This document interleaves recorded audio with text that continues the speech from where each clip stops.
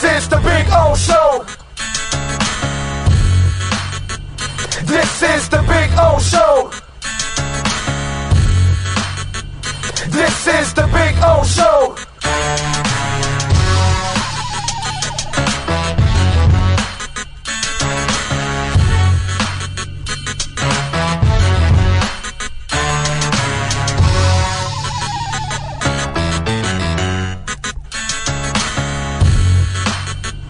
This is the Big O Show. This is the Big O Show.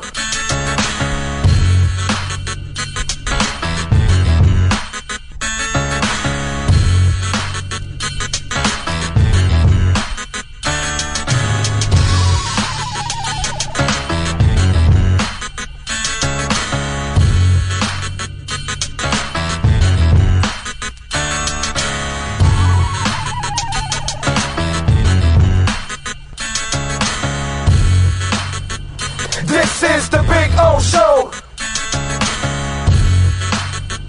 This is the Big O Show.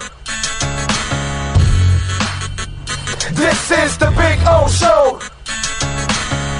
There's no need to drive around South Florida wasting valuable time looking for a new or certified pre-owned Acura. Go to the #1 volume sales dealership in the Southeast United States. Craig Zinn's Acura of Pembroke Pines. Purchase with pace and space in a dealership tailored to your needs. From home buying to providing that personal touch. Contact the 2020 Satisfaction Award winner Craig Zinn's Acura of Pembroke Pines. 888-776-5123. That's 888-776-5123. Or visit them at 15601 Pines Boulevard in Pembroke Pines.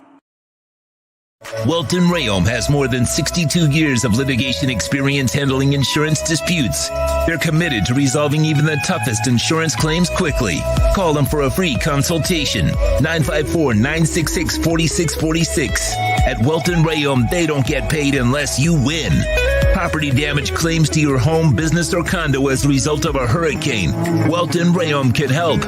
Water, mold, fire, smoke damage, Welton Rayom can help. Call 954-966-4646.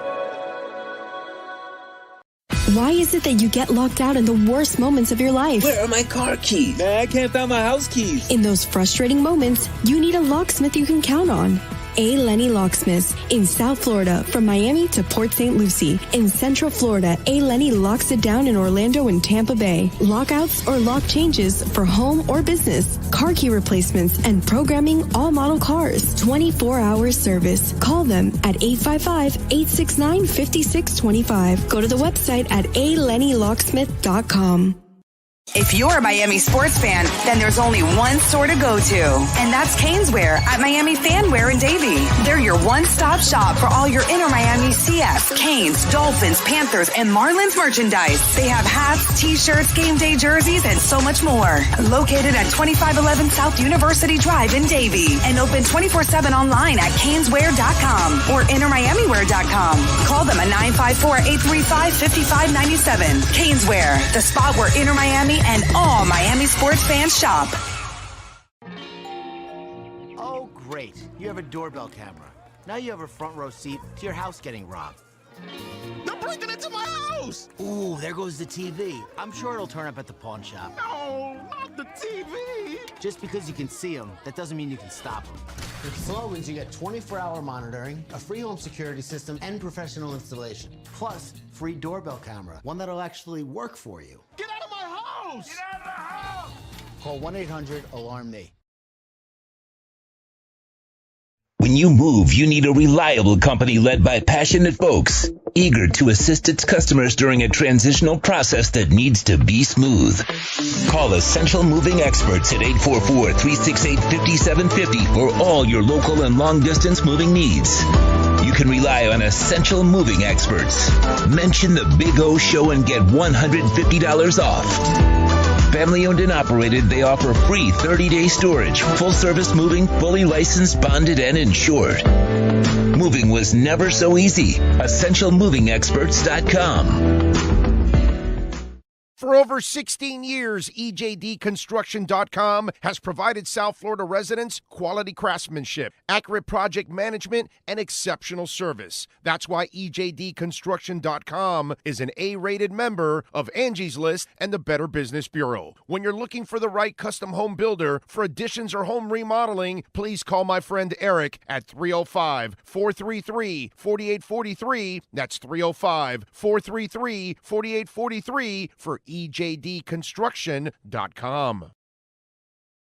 Welcome to Red Light Therapy, a revolutionary technology perfected by NASA to aid in muscle strengthening and recovery. Red and infrared light has the capacity to penetrate deep into the cell's mitochondria, potentially leading to increased energy, faster recovery, and the optimal performance your body demands.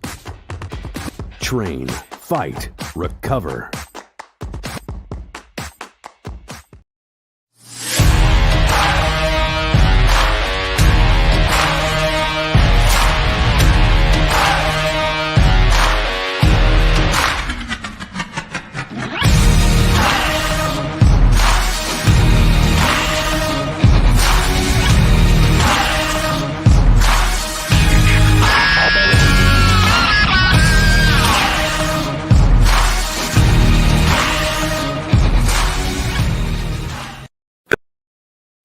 Statements or beliefs expressed on the following program by the host, guests, or callers are not necessarily the opinions of FantasyXS.com, Media Group Inc. ownership, management, sponsors, or website. When it comes to South Florida sports teams, very few in the media have witnessed, lived, and covered it like the Big O. Let's start the program dedicated to your favorite South Florida teams with a passion that's unmatched. The Big O Radio Show is on. Here's the Big O.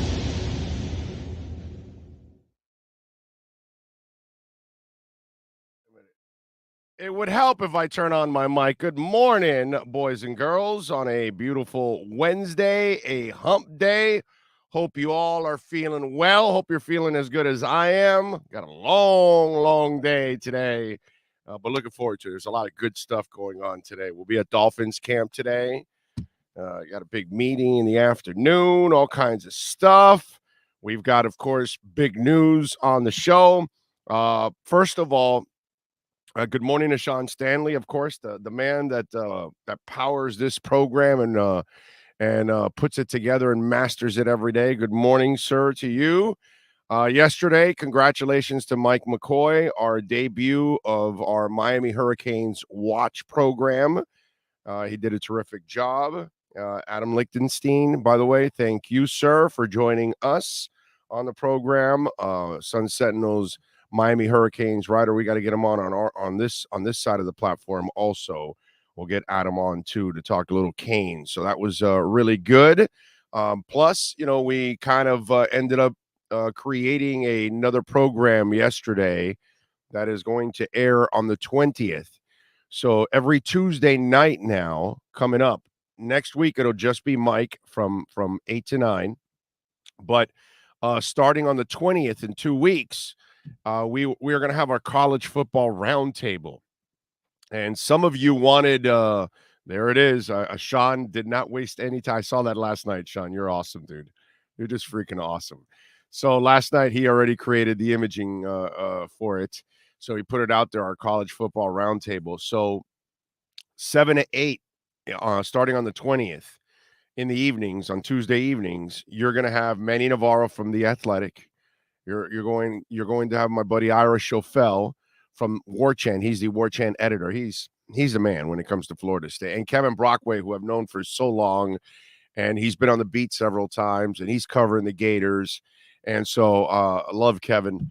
I've known him for a long time. So I reached out to my friends and I said, hey man, let's try to create a college football show on a weekly basis. So on Tuesday nights, you guys are going to be able to watch it live if you want, or later on demand, in the morning when you're on drive time or, going to work or whatever. On Wednesday, you can then turn it on and see what they had to say about all the teams. So those of you that wanted a little more Seminoles talk and those of you that want a little more Gators talk, because obviously I'm a rock hard fan. But hey, look, the platform, like I told you, it's about South Florida. It's about South Florida fans all over the world.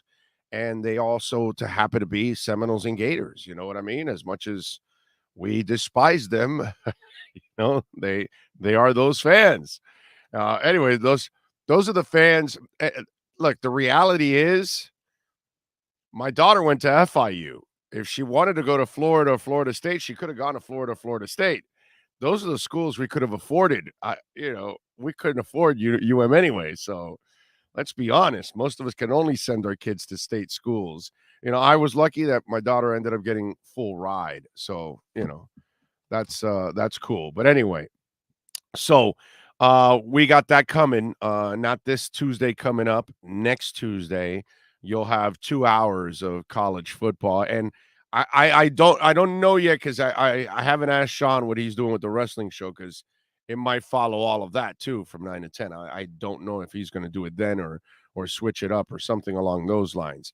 And we still may have another show that we may add earlier than that in drive time on that Tuesday. So there might be a lot of college football talk on that Tuesday. So you'll get a lot of information there. So we will continue to grow. We added fantasy football also this week as Andy Behrens joined us on Monday. Remember, Scott Pianowski will join us on Fridays, and Mondays and Fridays at noon is when fantasy football takes place. So if you're sneaking out for lunch, you can listen to the segment, get a question in. If not, you can listen to it on demand while you're driving home, all that good stuff. Our Sports Grill Fantasy Football Zone with Scott Pianowski and Andy Behrens. So make sure you check that out. By the way, I gotta mention, Sean, did you see Roger Morant, the Miami Dolphins fan that came up with a rap? And I thought Roger did a good job overall. So we want to listen to Roger, and I think he's got a line that we're going to have to add all over the place. It should be a chant that's in the stadium at the end of a game during a win or maybe during a touchdown with these gentlemen in the performance. So Roger Morant, he put this out yesterday on Twitter. I checked it out, retweeted it, liked it. And I hope the rest of the Dolphin Nation picks up on it and gives it a retweet. It's there. It goes directly to Roger's account. Okay, Dolphins fans. Here we 5 go. days away from Dolphins Pass at the Hard Rock. I'm ready to go. I hope you guys are. Here's a little rap just to keep us motivated. All right, let's do it. The Dolphins don't move the chains. They score with Tua, Waddle, Wilson, Hill, and more. We're headed to the Super Bowl. They could go undefeated. I'd really love to see it. Tailgate in a smart car. That's whack. I sure hope the man Lamona's got my back. Flip cup, beer pong, friends so fine. Let's head into the Rock. It's time to shine. They did the work and have the calluses. Fuck for Sims and Alice, putting on a better show than the Aurora Borealis. Dimes. Tua delivers in stride with so many stars on offense. All the teams are run and hide. Try to gain some yards and matriculate the ball. Attempt to run against our defense. It's like slamming in a wall. Coach McDaniel, he's so drippy. He will lead us to the crown. Time to bring us back to glory. Miami Dolphins, Title Town. Title Town. Waddle, waddle. Title Town. Cheetah. Move the chains. They score with Tua, Waddle, Wilson, Hill, and more. We're headed to the Super Bowl. They could go undefeated. I'd really love to see it. Tailgate in a smart car. That's whack. I sure hope the man Lamona's got my back. Flip cup, beer pong, friends so fine. Let's head into the Rock. It's time. It's time. Waddle, waddle. It's time. Tua, Waddle, Hill. What a thrill. Tua, Waddle, Hill. What a thrill. Tua, Waddle, Hill. What a thrill. Cheetah. There we go. Tua, Waddle, Hill. What a thrill. Yeah. It's got to go throughout the stadium. When there's a touchdown, Tua, Waddle, Hill. What a thrill. I want to see the 60,000 screaming Tua, Waddle, Hill. What a thrill. Way to go, Roger. I loved it. I loved it. I love the passion behind it. I loved it all. I loved it all, man. I thought he did a great job with the lyrics and everything. Sean, are we gonna get tagged for that or something? Was that his own music in the background? What's your prediction on that? Because I know Roger's not gonna go after us, but like, I don't know. Is YouTube gonna go after us? Usually instrumentals we can get away with. Okay. Yeah. Okay. As long as there was no track at the, he didn't use any vocals, we might get away with it. If we don't, then we'll lose the 140 of the rap.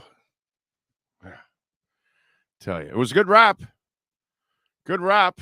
He had the edge. He had the edge right there, baby. Oh, to the Waddle Hill. What a thrill. To the Waddle Hill. What a thrill. I love it. I love it. Big O rolling early today. Let's go. No, King Short, we roll early every Wednesday because we lead into the Inside the Paint show, the redrecover.com Inside the Paint show. I like the folks that like they don't really like listen hardcore all the time, so they like don't realize that we're on Wednesdays early. We always are. That's just kind of the way we roll on Wednesdays. Most Wednesdays. Sometimes we will adjust. You never know.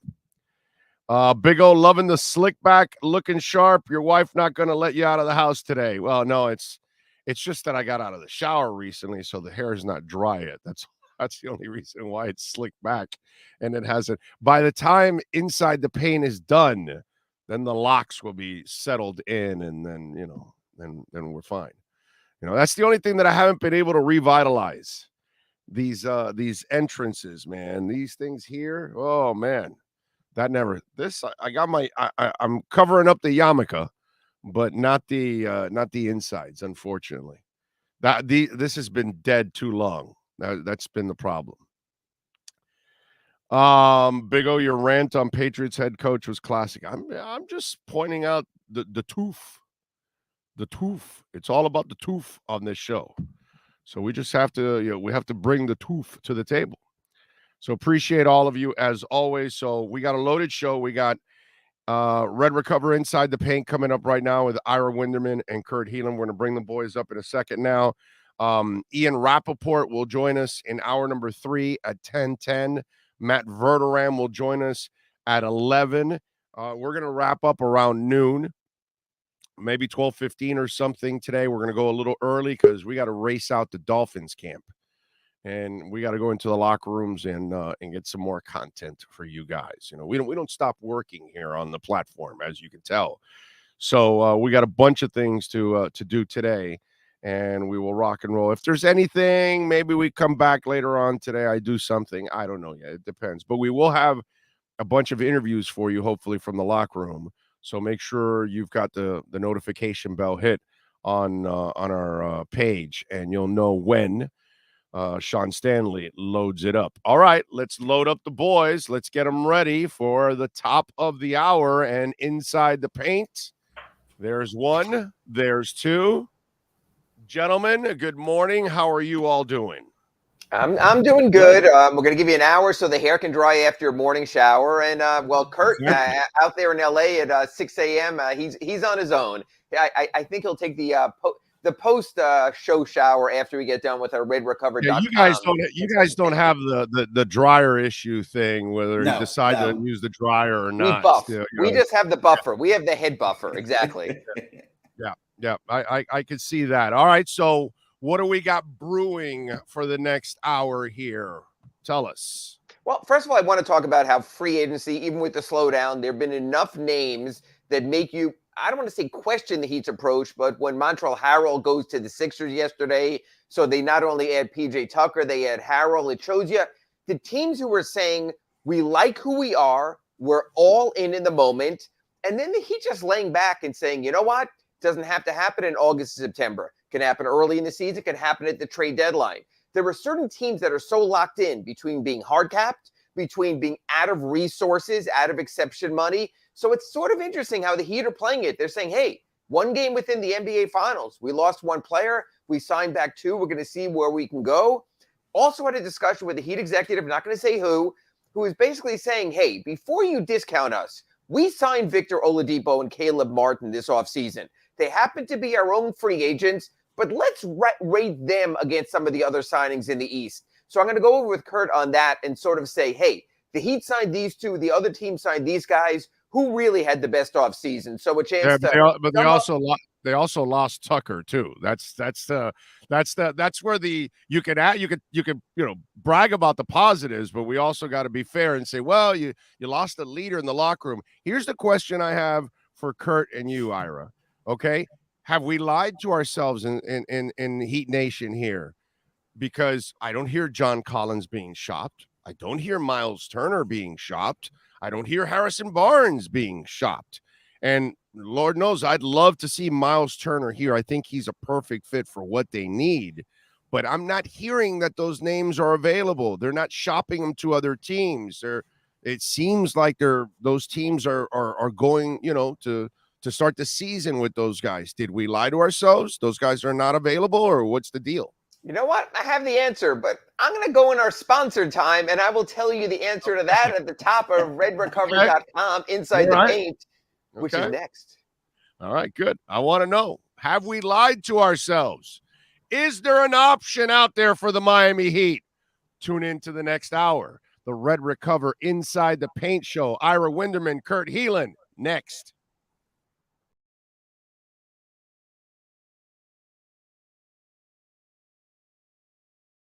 Welcome to Red Light Therapy, a revolutionary technology perfected by NASA to aid in muscle strengthening and recovery. Red and infrared light has the capacity to penetrate deep into the cell's mitochondria, potentially leading to increased energy, faster recovery, and the optimal performance your body demands. Train, fight, recover. The viewpoint statements or beliefs expressed on the following program by the host, guests, or callers are not necessarily the opinions of FantasyXS.com, Media Group Inc. ownership, management, sponsors, or website. NBA fans, it's time for the RedRecover.com Inside the Paint Show with Ira Winderman and Kurt Heelan. RedRecover.com helps pros and everyday warriors heal on the go with our medical-grade, highly specialized devices designed for each area of the body. Use code BIG-O to get a 10% discount. Let's hit the hardwood with some of the best insiders in the NBA. Here's Ira Winderman and Kurt Heelan. And welcome back in for another Wednesday edition of RedRecover.com Inside the Paint. I'm Ira Winderman from the South Florida Sun-Sentinel. I'll go this way. He's Kurt Heelan from NBC Sports and Basketball Talk. And you can see on the bottom there by his name, for those viewing us on YouTube, where you can reach him on Twitter. As always, you can reach us on our chat board. And, if they're not too profane, we will go over those as well. Want to lead in with this, Kurt, because Big O was talking about it on our crosstalk, and you can catch the rest of his podcast at all your podcast outlets, is I think the reason the talk has gotten so slow, and I spoke to a friend who works at ESPN, and they basically tell me they clear the deck when it comes to the NFL. And a lot of their guys are taking vacations or slow down. They don't need Woj bombs now. They have their NFL bombs. The season starts tonight. If you happen to get, I think it's Prime on Amazon or whatever. They're carrying the games now. So I don't think necessarily, Kurt, things slow. I know you like to get your reports out there. I know you do a great job of anything that's out there. You aggregate for the people, you put together, add your own spin. Do you think necessarily, Kurt, the league has slowed, or do you think the reporting of the league has slowed? A little of both, but I think also just the league is slow. This summer dragged out with Mitchell, with Durant, with all the stuff we've been talking about for weeks. With Mitchell off the board, now it's there. Look, again, and we'll talk about it in a second. There's Montrezl Harrell, there's the Jazz talking to some people, but the NBA has slowed down for just they're getting ready for camps, right? Right now, everybody's healthy. Everybody's optimistic. Well, most everybody's healthy.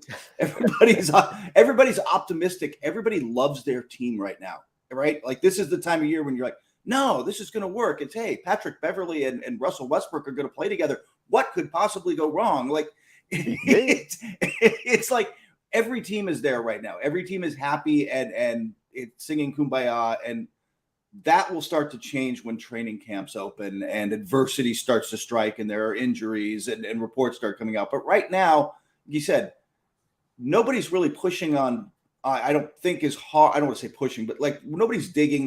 But there's also just not much to dig up right now. Teams are, guys, this is like you said, this is also the unofficial. Everybody comes back and starts working out at team facilities. Ira, we should be ready for the reports about player X gained 15 pounds of muscle and looks great, or dropped 50. Like it's that time of year. Yeah. Rarely you get those. Came back exceedingly fat, and insiders on the team are extremely worried. Want to go over a couple of moves. First of all, since we did our show last week on RedRecover.com, Inside the Paint was the Donovan Mitchell trade, and I will get to that in a second here in our first segment. Want to sort of talk about the quote, if you want to call it news of the day, Montrezl Harrell signing that 2-year deal with the Philadelphia 76ers. So all of a sudden, a team that lacked any degree of toughness in last season's playoffs. The Heat showed that. They've now added PJ Tucker. They've added Montrezl Harrell. They've added more defensive deterrence. Your thoughts on Philadelphia adding Harrell? You saw him out there with a couple of LA teams, what he's done in his career. Then he went ahead, won 6th Man of the Year award last season in Washington and then Charlotte. Your thought on Philadelphia sort of getting guys who can kick sand in your face that maybe they missed last season?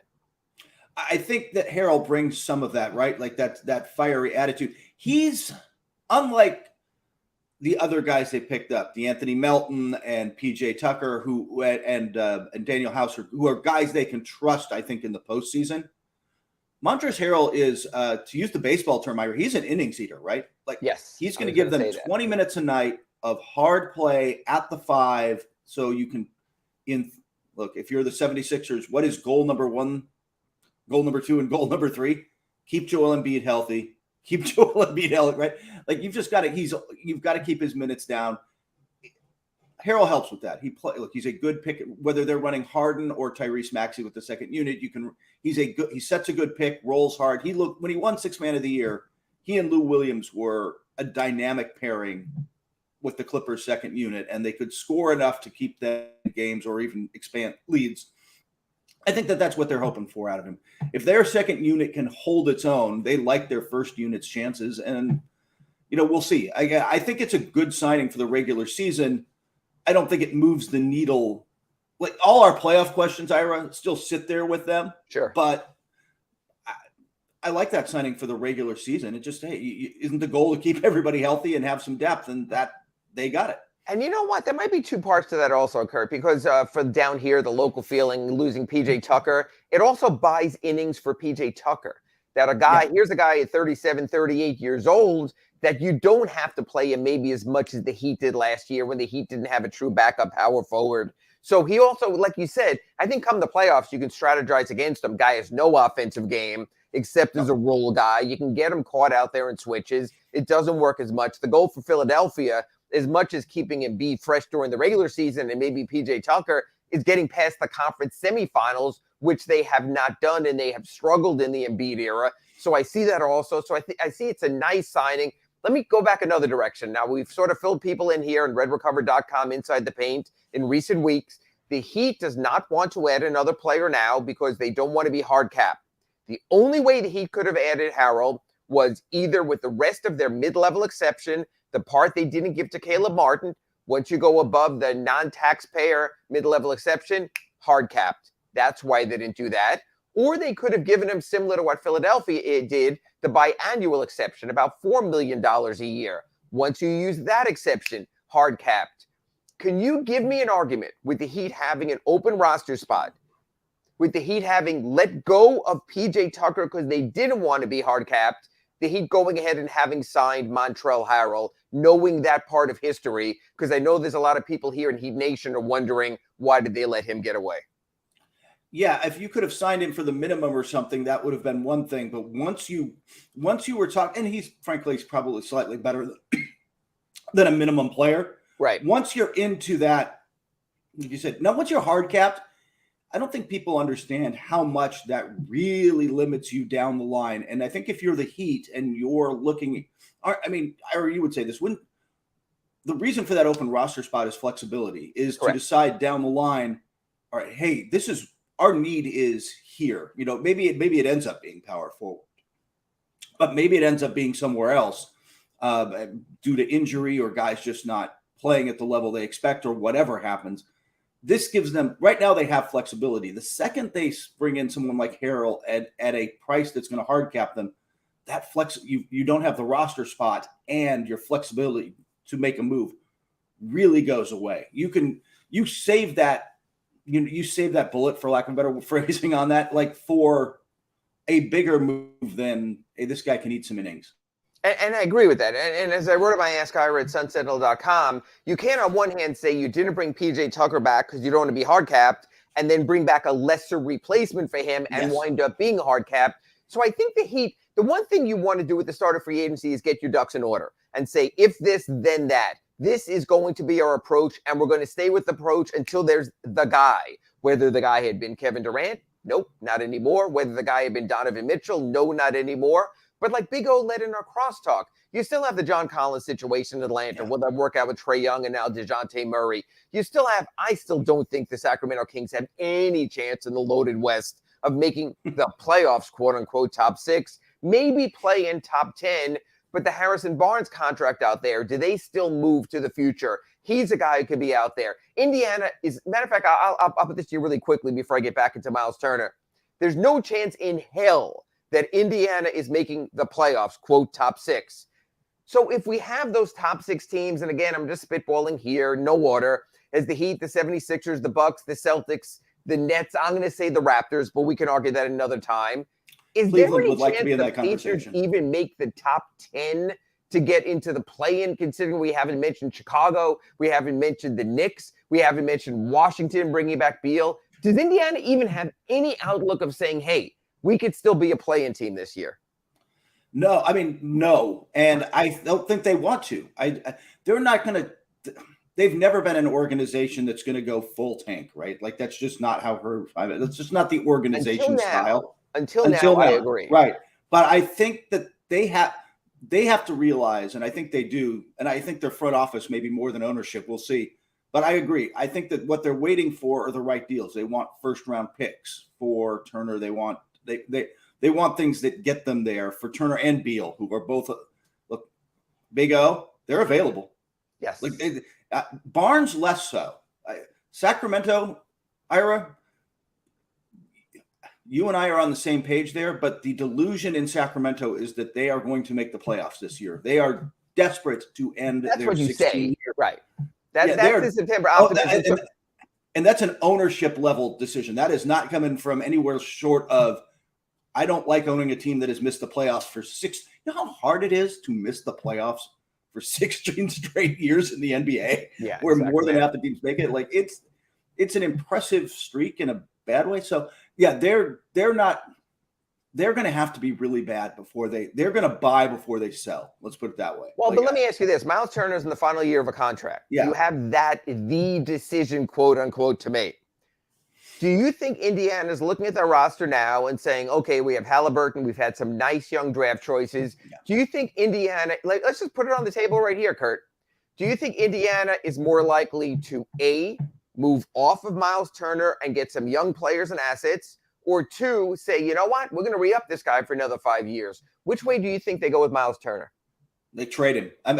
I'm a little surprised they haven't traded him and Beal already, but there's a good chance they're gone before the season starts. There is, never say never, but a less than 1% chance they're on the team past the trade deadline. By the way, if you're going to tank, and if you're going in the tank this year, you need to do what Utah just did. If you're going to tank, right, you don't keep Miles Turner and Buddy Hield around. Those guys win games. Like, those guys can play. It doesn't help. They're going to get in the way, right? They're going to get in the way of really bad things, and we want some really bad things. Now, I know this next subject is going to take us through our first break here on redrecover.com Inside the Paint. But again, you patch together all of the podcasts. You can hear all the segments together. So last Wednesday, you and I were talking about, okay, Kevin Durant is done. The Nets are who they are. It's gotten very quiet there in Brooklyn. Apparently, with Royce O'Neal and the move they made, they feel comfortable enough. And then, boom, Thursday it happens. And it happens in a way none of us, well, I don't want to say that. Again, I read most of your stuff. I'm going to be honest. I don't read all of it. Maybe you mentioned this. But boom, all of a sudden, Cleveland Cavaliers are the team for Donovan Mitchell, which changes the outlook in the East to a degree, but I first want to bring it back to the Heat. Again, we don't know for sure what or if the Heat offer was, but we're going to work off the presumption of something along the lines of a Tyler Hero, a Duncan Robinson cap filler, and I would feel confident in some form, although I don't know if totally unprotected, a pair of Heat first-round picks. Then we saw what Cleveland offered, where Lauri Markkanen might be moved somewhere else. He's the cap filler there. You get a nice young player in Colin Sexton, and you get a boatload of picks. So when people were saying, hey, Ira, how did their sort of package trump the Heat's? I sort of lined up the players, and I'm saying, okay, your cap filler guys, Lauri Markkanen, Duncan Robinson. Okay. Your young prospect guys, Colin Sexton, Tyler Hero. I'm going to sort of interrupt myself as here we go and do this piecemeal. Better player, Tyler Hero, Colin Sexton, in your view, Kurt Heelan? I'd rather have Tyler Hero. Colin Sexton has put up numbers, but done it in a way that just pissed off his teammates, frankly. He was, we'll see, maybe his game has evolved over the last year, but he was so ball dominant would overstate it. He's the guy on the YMCA team that you hate because he never passes. Yeah, he reminds me of what Kevin Porter Jr. has done with Houston. Yeah. Now, on a bad team, you can get your numbers, but what does that translate into? But I want to go to part B of that. So some Heat fans might have said, well, wait a minute, it's just cap filler, Duncan Robinson and Markkanen. It's just young player. Here's the difference. Cost certainty. When the Jazz received Colin Sexton in the trade, I think it was his contract topped out at about, with incentives, about $74 million. Tyler Hero's contract, we think if he's extended here next summer, restricted free agency, probably closer to that $120 million figure, or at least the Jalen Brunson 105. Would you agree with that? Absolutely. So he's over 100. Yeah. Okay. Easy. So I'm going to rephrase the previous question I asked you. Colin Sexton at $74 million plus it locked in, or Tyler Hero at, let's go $110 million because it's not my money, or Tyler Hero getting a contract somewhere for 110, which is the better value of those two now that we can put a number with Sexton? I would say Colin, and especially, I'm going to put some context on this. Okay. In particular for Utah, because look, they're not done trading, right? Mike Conley will be gone. Bogdanovich will be gone. Jordan Clarkson will be gone. Somebody's got to have the ball in their hands and score points. And this is what Sexton can do for them at a tradable price down the line if he ups his value, which is, we said before, he frustrated teammates how much he had the ball in his hands and didn't give it up. And that's what they're going to do. Yes. Hey, Colin, here's the ball. Go nuts. Go get us points. Keep us, in games and around and entertaining. Up your trade value, by the way. Maybe we'll do something with that down the line. Flip him again now that he's cost certainty. Exactly.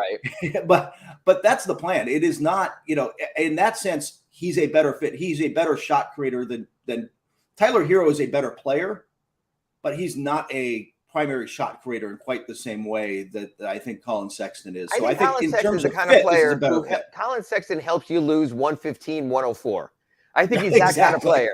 He'll get you to the 104. He's not going to get you to the W.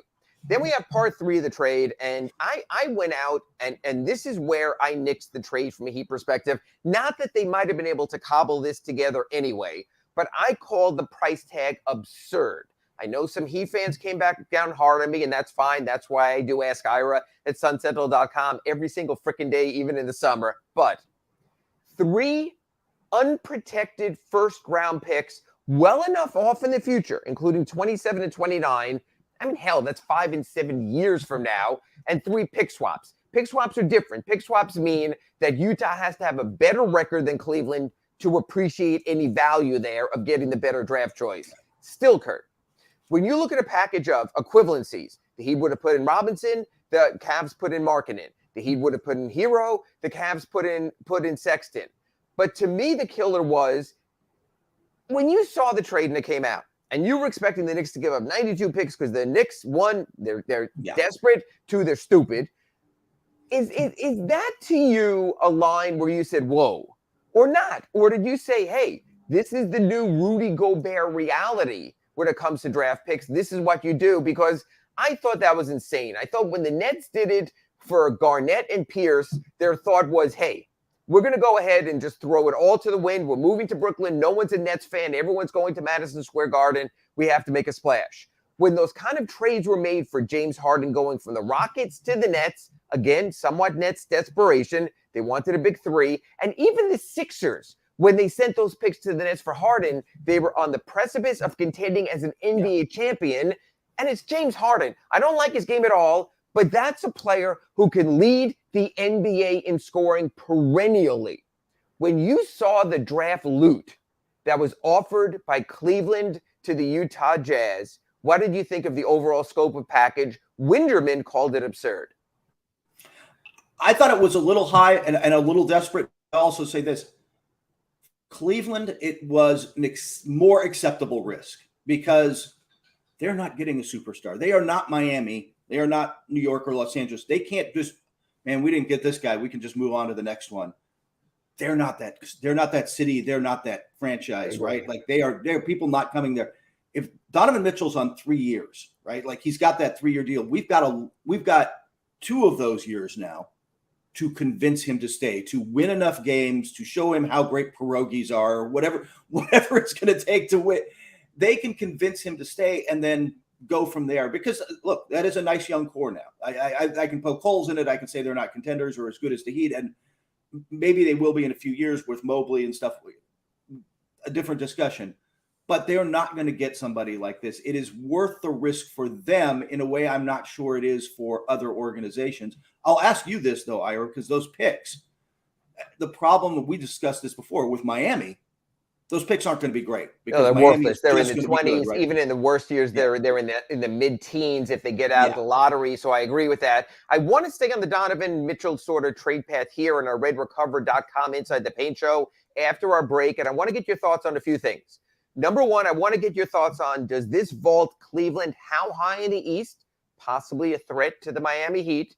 Number two, and I think you might have written this at Basketball Talk at NBCSports.com, the Knicks are a freaking joke, or maybe that was someone else who wrote that. So I want to get your reactions on what this does to the Knicks. And number three, I want to talk about the ancillary players you mentioned, Jordan Clarkson, Bogdanovich, and Conley, in regards to the trade market and maybe even in regards to the Heat having interest in any of those three. So sort of part two of our Donovan Mitchell discussion next after this break on redrecover.com Inside the Paint. You're listening to the redrecover.com Inside the Paint show with Ira Winderman and Kurt Heelan. RedRecover.com's wraps and pads are designed to deliver maximum benefits with each treatment, anywhere you go.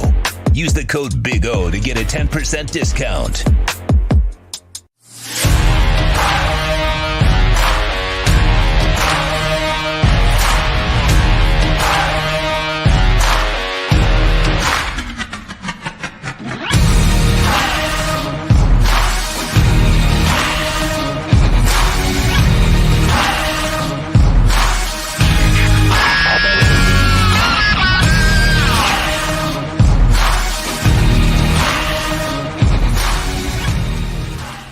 Why is it that you get locked out in the worst moments of your life? Where are my car keys? Man, I can't find my house keys. In those frustrating moments, you need a locksmith you can count on.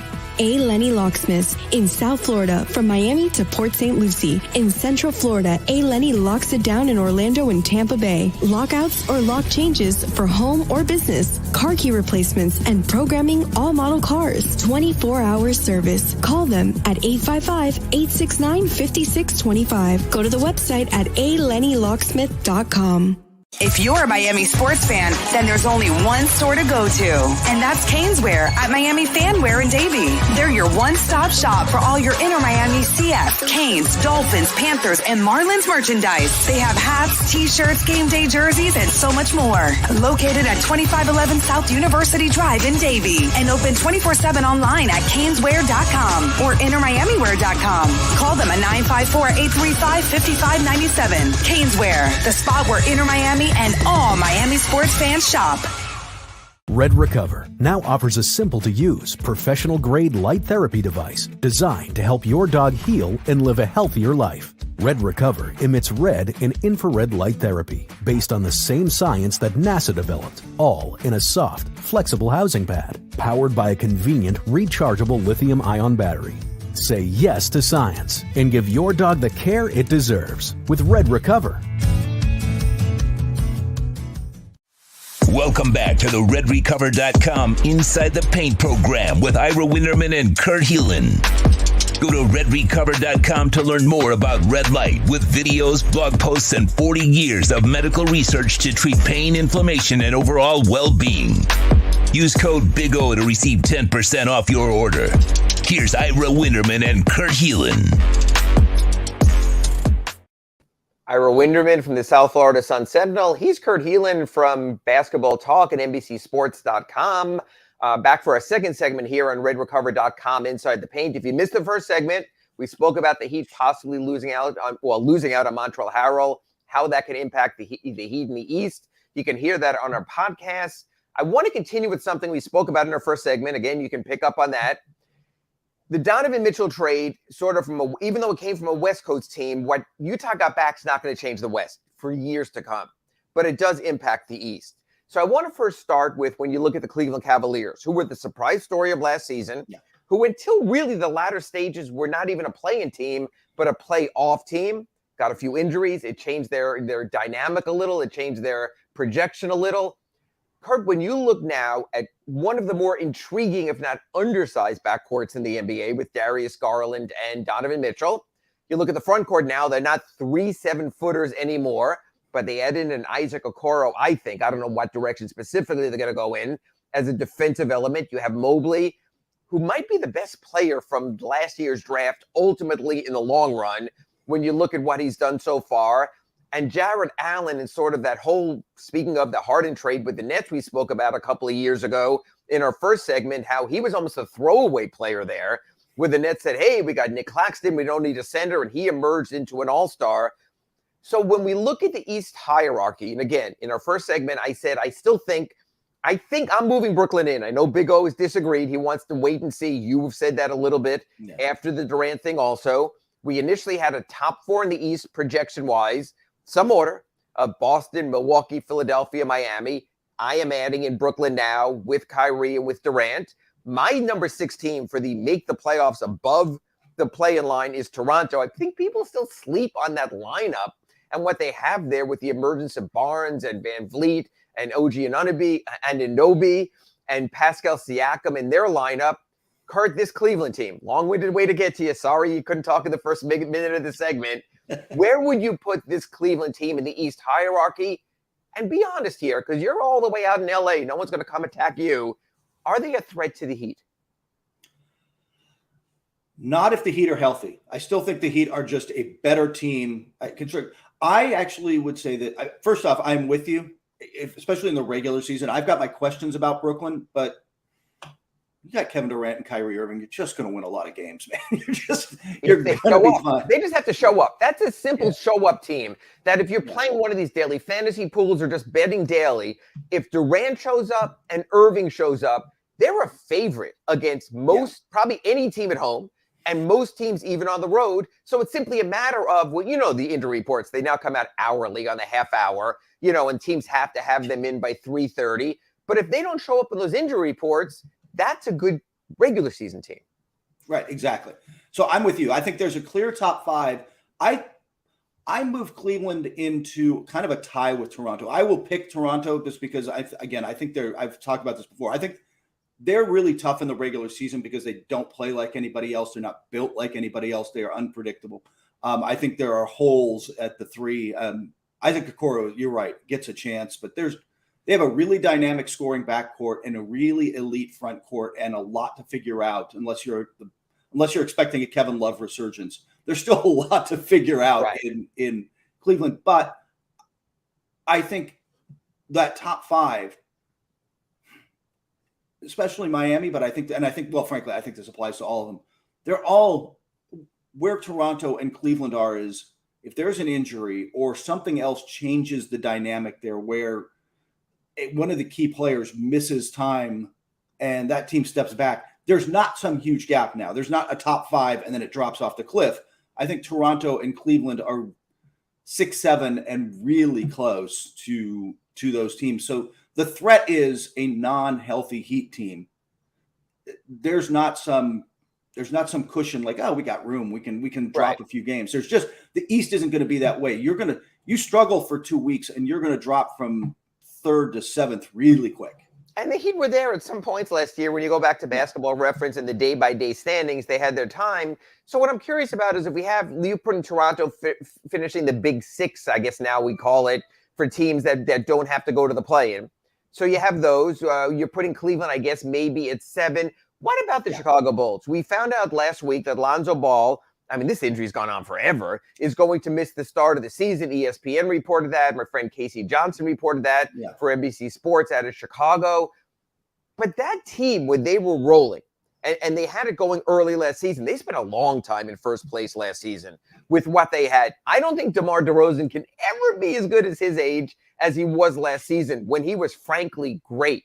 But what they had going on there, and that was Patrick Williams injured almost the entire season until he came back late in the year. Vucevic had a terrible season by his standards. I think he could turn it around. Why, in your view, is Cleveland decidedly ahead of Chicago, or are we sleeping on Chicago? I'm not as high on Chicago just because I don't think they defend terribly well consistently. And again, missing Patrick for the whole season really kind of threw that into a mix. And this is where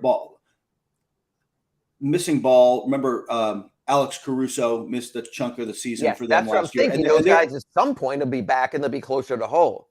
Yeah, and that's a team with, I think, another team with like no margin for error. Like when everybody's right and they're healthy, again, I think you can pick on some of these spots in the playoffs, but in the regular season, I mean, they were a top handful seed for much of the season, right? Like I think they can put together a lot of regular season wins. I'm just not convinced with Ball coming back late. And I think by and large, the top of the East getting better. Those top 5, what we've talked about, are just really good.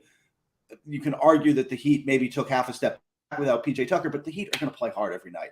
They're going to be a good regular season team. They're going to get the most out of their talent. We'll get to Caleb Martin and all that. I don't think they take some huge step back during the regular season. I just don't think Chicago is like everything's just not going to go right for 82 games, right? And okay, so if we have the top 5 we mentioned, we have Toronto 6, we have Cleveland 7, maybe Chicago 8, I guess we're now. Yeah. There's another team we didn't mention also, except I just want to show people how deep the East is. I know they flamed out in the first round of the playoffs last season. John Collins was injured, but you know how a backcourt of DeJounte Murray and Trae Young, who's as dynamic as any player in the NBA, he's probably going to stay now because there hasn't been much chatter. You have John Collins out there who is a stats getter, rebounds and points. You have a Clint Capella who does what that team needs. He blocks shots, he rebounds, and stays the hell out of the way on the offense. So when you look at that team, and if DeAndre Hunter ever makes that next half step to where he could be, you have an Atlanta Hawks team that's, I think you'd agree, pretty good, right? Oh, yeah. I think DeJounte Murray is one of the underrated, I don't know, maybe not underrated, but like one of the better offseason fits and signings, because what do they need in the backcourt? Defense. He is long. He's just disruptive. And that's a team for years. The second Trae Young sat, even last year when they've tried everything, the second he sits, their offense just went in the tank. DeJounte Murray's an all-star.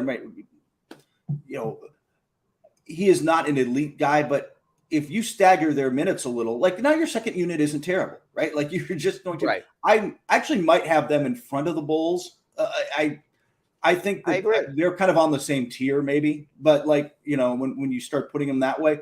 But I think that those teams are in the play-in mix, and you're right. That's a good team. You get them in the playoff. You get them in the first round.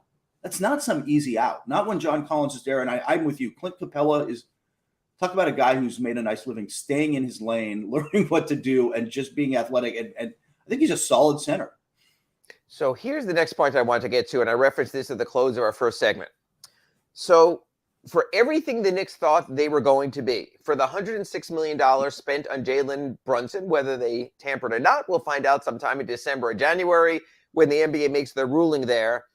It looks to me, and again, only 5 teams don't even make the play-in. So there's basically 2/3 of each conference gets some sort of, quote, postseason game anyway.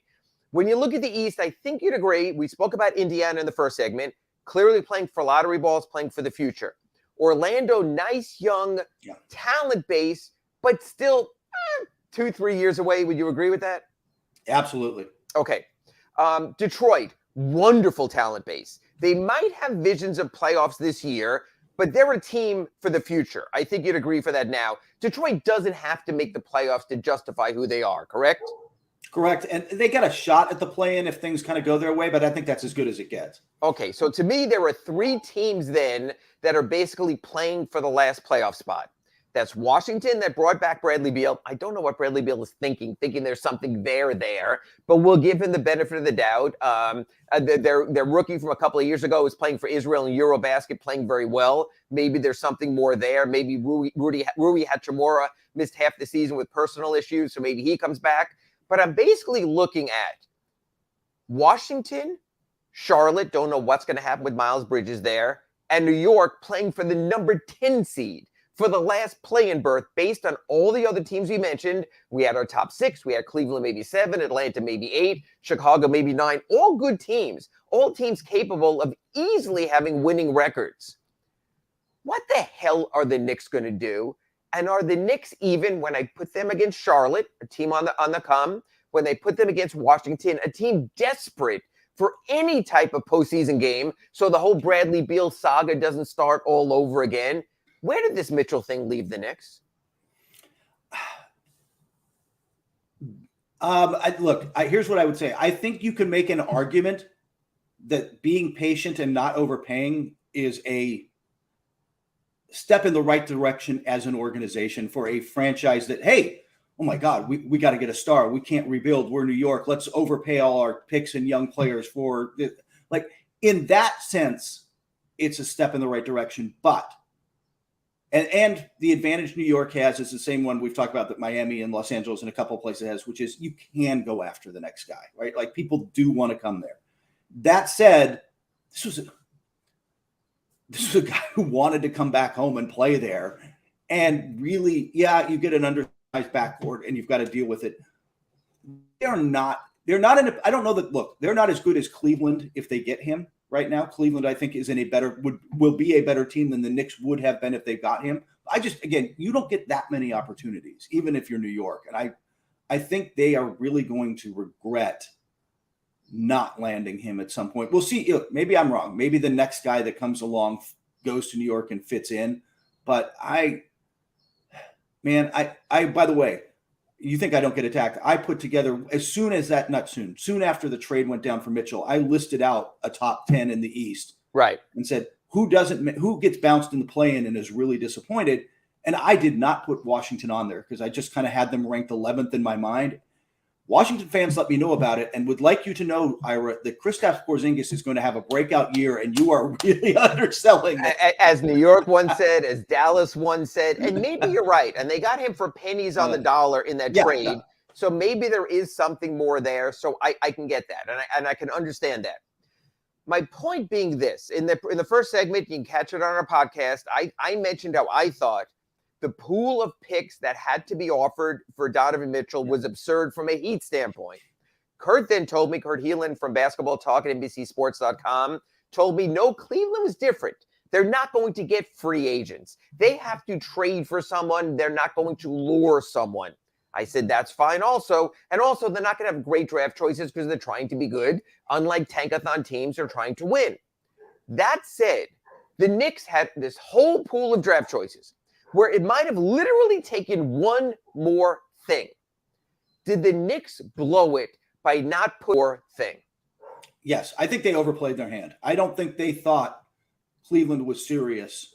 I think they created the artificial deadline last Monday to say, hey, and we talked about the RJ Barrett signing at the time, but I think they created an artificial deadline with the theory that, hey, once we do that, they still don't have anywhere else to go.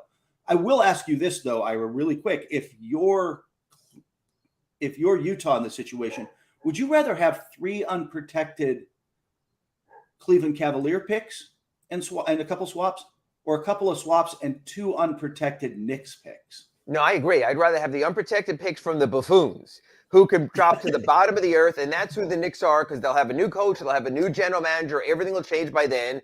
Cleveland has stability at coach, it looks like. They have stability and unbelievable young talent. But Kurt, I know you addressed this also in your many pieces there at Basketball Talk at NBCSports.com. The Jazz are sort of betting that Donovan Mitchell doesn't stay. In other words, the prime picks there are 27 and 29. Donovan Mitchell has 3 years left. So in 25, he can become a free agent. Their thoughts is Donovan Mitchell leaves, they go back to the bottom. So if you are Utah, if you are Cleveland, if you are Kurt Helin, basketball savant, what would you put? Give me a percentage that Donovan Mitchell, after these 3 remaining years on his contract, stays with the Cavaliers. That is a really tough one.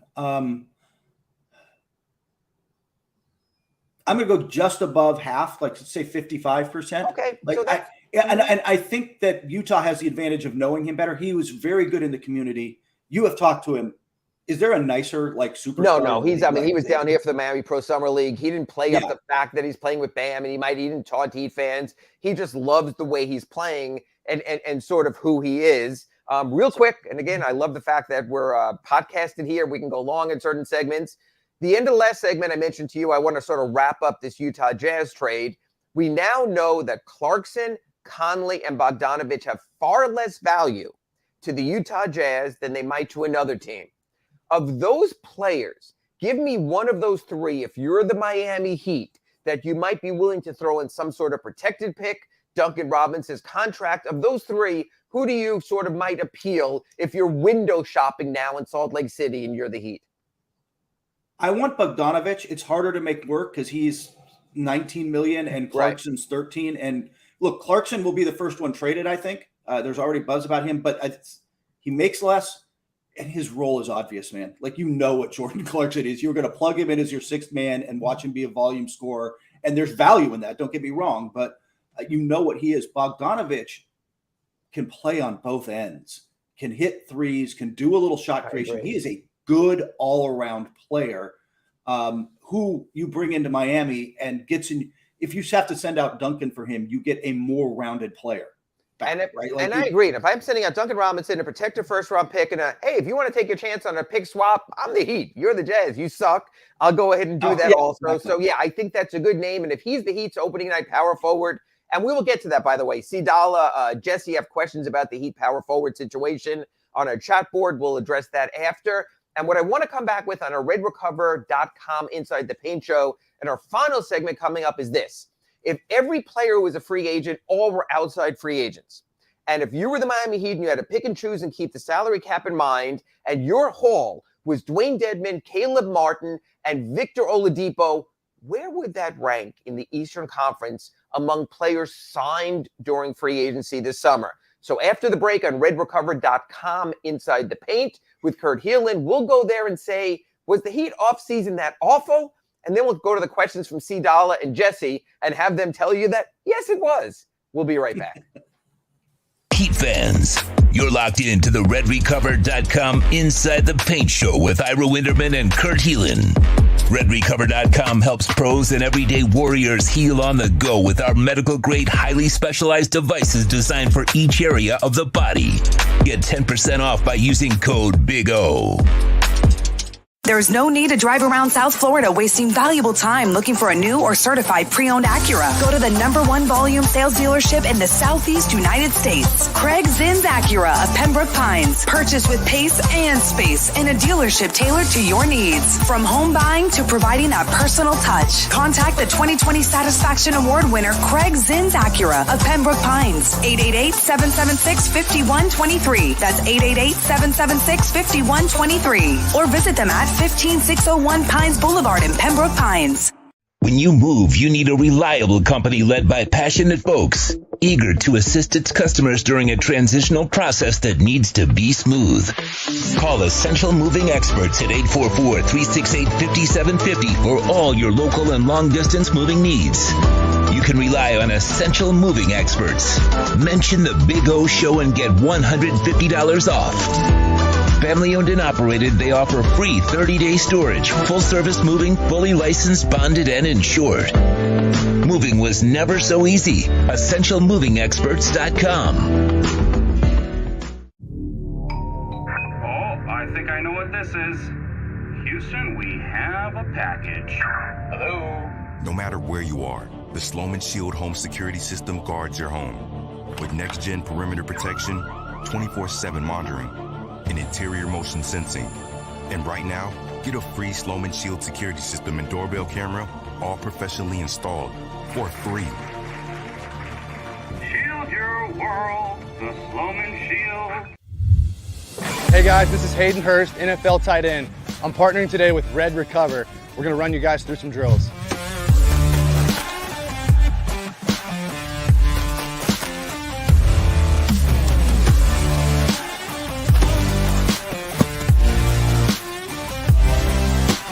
I started using Red Recover last year, my 4th year in the NFL.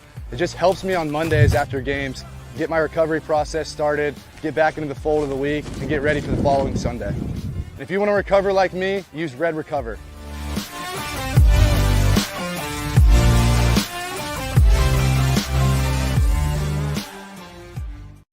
The timeout is over. The RedRecover.com Inside the Paint program with Ira Winderman and Kurt Heelan is back. RedRecover.com's wraps and pads are designed to deliver maximum benefits with each treatment anywhere you go. Use code Big O to get 10% off your order. Here's Ira Winderman and Kurt Heelan. Ira Winderman from the South Florida Sun Sentinel, Kurt Heelan from Basketball Talk at NBCSports.com, back here in your RedRecover.com Inside the Paint show. Again, you can reach us on the chat board. Going to go to a couple of those. Also, if we get a chance, I think before next week's show, if you can go to the chat board, you can let Big O know, does Kurt's dog have to make an actual physical appearance on the show? We've heard him in the background. I think people need to see what the Heelan dog looks like. So, folks, if you get a chance, go to the chat board. We'll take a poll. Big O will give us the results next week. Maybe we'll have a threesome next week. So we'll get to that, Kurt. Want to go to the board real quick. C-Doll asked a question. Since the Heat haven't addressed the power forward situation, their backcourt is going to have to ball out. Kurt, I think we see this on a lot of teams. You play to your strengths. So we spoke about it with Cleveland. They don't have a small forward, but they have a great backcourt. I would agree. You can't count on power forward for this team. But how many teams in a wing rotation can give you Jimmy Butler, Kyle Lowry, Tyler Hero, and Victor Oladipo? So would it be safe to say that you think we'll probably see a little more small ball this season from the Miami Heat? Yeah, exactly. I was about to say the 4 in the NBA is almost a big 3 now, right? Like it's unless you've got somebody who can really, I mean, there are a handful of true 4s who can space the floor and do a lot of things, but by and large, I think what you're moving towards as a league, Ira, don't you agree, is, hey, man, if I could get 5 guys who are 6'7", and everybody switches everything, and everybody, I will take it. Yeah. And that's where, yeah, there's a handful of guys, Bam Adebayo's defensive versatility and ability to lock up a Joel Embiid, it becomes, or as much as anyone's going to, like, that's huge, right? Because it lets you stay smaller at the 4. I think they're going to have to do that, but I think that absolutely can work with the athletes and the system and the shooting that they have. It works great if you've got guys who will cut and move off the ball, and you've got guys who will share, and you've got guys who can knock down the full shot. No, and I agree. Jesse M has here, why is Riley so comfortable with short bigs? Martin is not built like Tucker. Well, actually, Tucker's like 6'5", but he just, you know, he plays big, a rectangle. Yeah, he's sort of like built like SpongeBob. So it's a little bit different. But you know what? When you start PJ Tucker, you're playing with an unusual power forward type situation anyway. The Heat, I almost can't recall the last time the Heat had a true power forward, maybe since Chris Bosh. And I guess you could say when they started Bam with Myers Leonard and then Kelly Olynyk, and those 2 guys were centers, maybe Bam was the truest thing to a power forward they've had. But that's not been this team's way, and the way they played in Eric Spoelstra's positionless. Kurt, like, as much as you mentioned the 6'7" switch everything, Toronto has that now. The Heat certainly with Martin and Adebayo and Butler get close to that. Aren't we almost in an NBA right now where you're putting your 5 best players on the court? Yes, very much so. And by the way, when this comes up, Ira, every year is awards voting, right? Like, my God, it's been a little different with the, oh my God, I have to pick a center lately because there have been legitimately good centers in the NBA. Yeah. But it's really, what's the difference between a shooting guard and a small forward, or even a small forward and a big forward in the NBA? Like, it's impossible to define that the same way that it was 20 years ago when, hey, Karl Malone is a power forward and John Stockton is a point guard. And like everybody you try to fit these roles. It is just not that way. That's welcome to the 90s. Even Atlanta now, instead of worrying about is DeJounte Murray or Trae Young the point guard, they said, hey, we have 2 really good guards. We'll make it work from there. Yeah. Toronto, the same thing with all their 6'7s, whatever you want to call them. We have a vote here from a guy named Orlando Alzagari who says, show the dog. So we may have to get into that a little bit next week also. That's going to be a next week thing. Okay.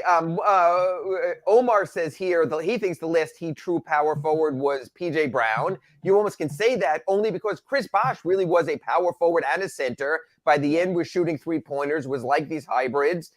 Again, I read everything on the chat board because I think that's fair. So Chris chimes in. How about we sign Carmelo Anthony real quick? Kurt, your thoughts. You saw him out in L.A., Carmelo Anthony at his age, I believe he's 47 now. Carmelo Anthony at his age, can he still offer something? What do you think happens to him this season? Remember, only 2 years ago, he couldn't find a job. Yeah, I believe he entered the NBA during the Taft administration. He's been around a while. You know what happened, Ira? And not a lot of stars do this. He accepted a role. When he got to Portland and Damian Lillard got through to him as one of the great leaders in the game, got through to him and said, man, you're not that guy anymore. Like, and he accepted a role. In that role, coming again, it's sort of an innings eater, can give you 13 points a night, can knock down threes, is loved in the locker room, off the bench. I think he would fit with Miami. I think Heat fans are going to be pretty frustrated. I'm not reporting anything new here. Right. There's been a lot of buzz about him with Danilo Gallinari now out for the season in Boston with the ACL, which is a blow to them. That hurts their depth. There's a lot of talk about them using Carmelo, and there's been talks there about him going there. That might frustrate some Heat fans. I think, look, Carmelo is one of those guys because he's accepted a role. You can, if you're just asking to come off the bench and play 20 a night, he can play for 30 teams. Like he can do. And you know what? And he's like Danilo Gallinari to a degree. Also, he's a regular season player. He'll buy you minutes. Absolutely. He'll help Al Horford stay off the court a little. And he's probably not going to sniff the court when you get to that Boston with their talent, their 8 or 9 man playoff rotation. Yeah. So I'm fine with that also. Here's one I've been getting a bunch at AskIra@SunSentinel.com, and I don't know where it's come from, but you're based on the West Coast, closer to the Sacramento Kings than I am. People are asking what it's going to take for the Heat to get Domantas Sabonis. Curtis, is he in any way available based on the fact they gave up Halliburton less than a year ago? Absolutely not available. I mean, everybody thinks the Kings are going to break this thing up again. I don't. That is not happening. That is a team genuinely desperate to make the playoffs and more likely to look. They think with Fox, with De'Aaron Fox making a step back and Domantas Sabonis. And by the way, they got a bunch of solid veteran role players around there. They are talking not just playing. They really want to make the postseason. Look, I don't know that happens. Both conferences are pretty deep with their top 8. But that said, they're way more there. Even if they have a slow start to the season, they are more likely to try and add than subtract there. No, I'd agree also. Matter of fact, Terry makes a good point here. We left out a name of Cleveland because I thought it's a player whose best days were and maybe not anymore. But he said, hey, are you guys sleeping on Karis LeVert in Cleveland?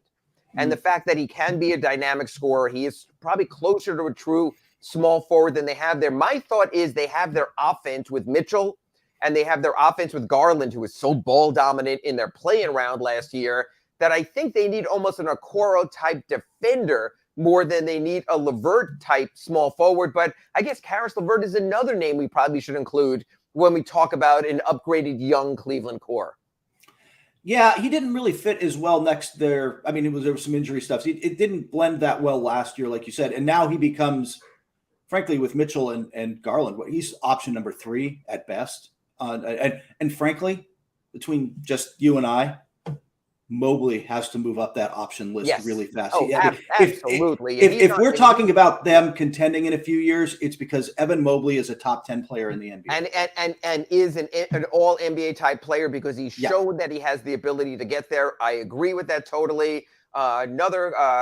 People still trying to sell us on Carmelo. Not going to happen with the Heat. Sorry. Jesse says to us also, what about UD getting 10 minutes of power forward? Look, that ship sailed 6 years ago, let's say it.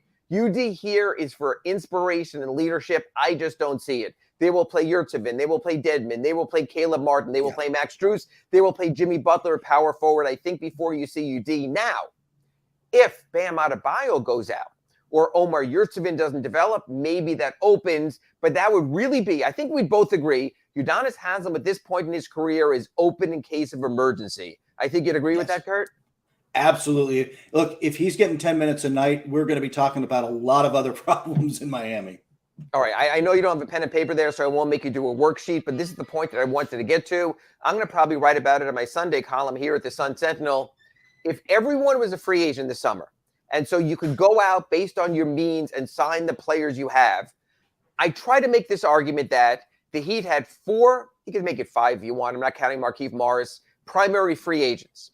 Of that group, the Miami Heat signed Victor Oladipo, Caleb Martin, and Dwayne Dedmon. Where would you rank that haul as far as signing compared to Boston's prime haul, now that Gallinari is out, of Malcolm Brogdon?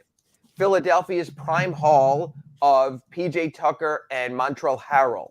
Milwaukee's prime haul, maybe I'm missing a player, but I have Joe Ingles as their primary addition. If he comes back from his Achilles in a situation like that. The Nets prime haul, Royce O'Neal, I guess, is their top free agent from the pool.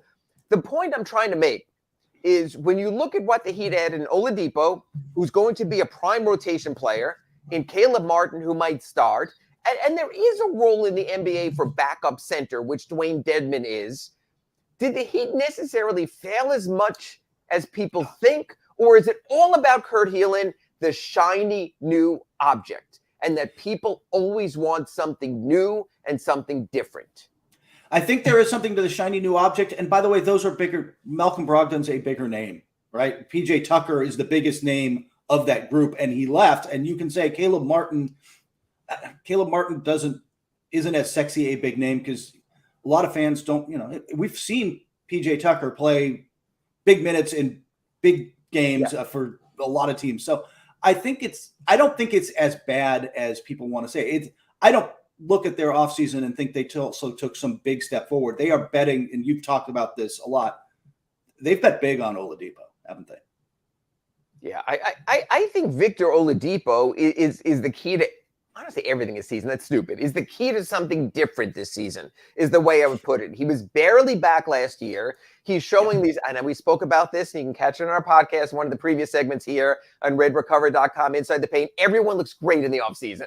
If Victor Oladipo looks like Victor Oladipo's social media, if Kyle Lowry looks like Kyle Lowry's social media, if Tyler Hero looks like Tyler Hero's social media, then I would say the Heat gained about 120 pounds in muscle mass this season while dropping about body fat to like 0.2% based on how all these guys look, because that's what it's all about in the NBA and offseason. I do have a quick one for you, Kirk, because I asked my wife this, and I'm curious, maybe Big O on the other side will chime in this also.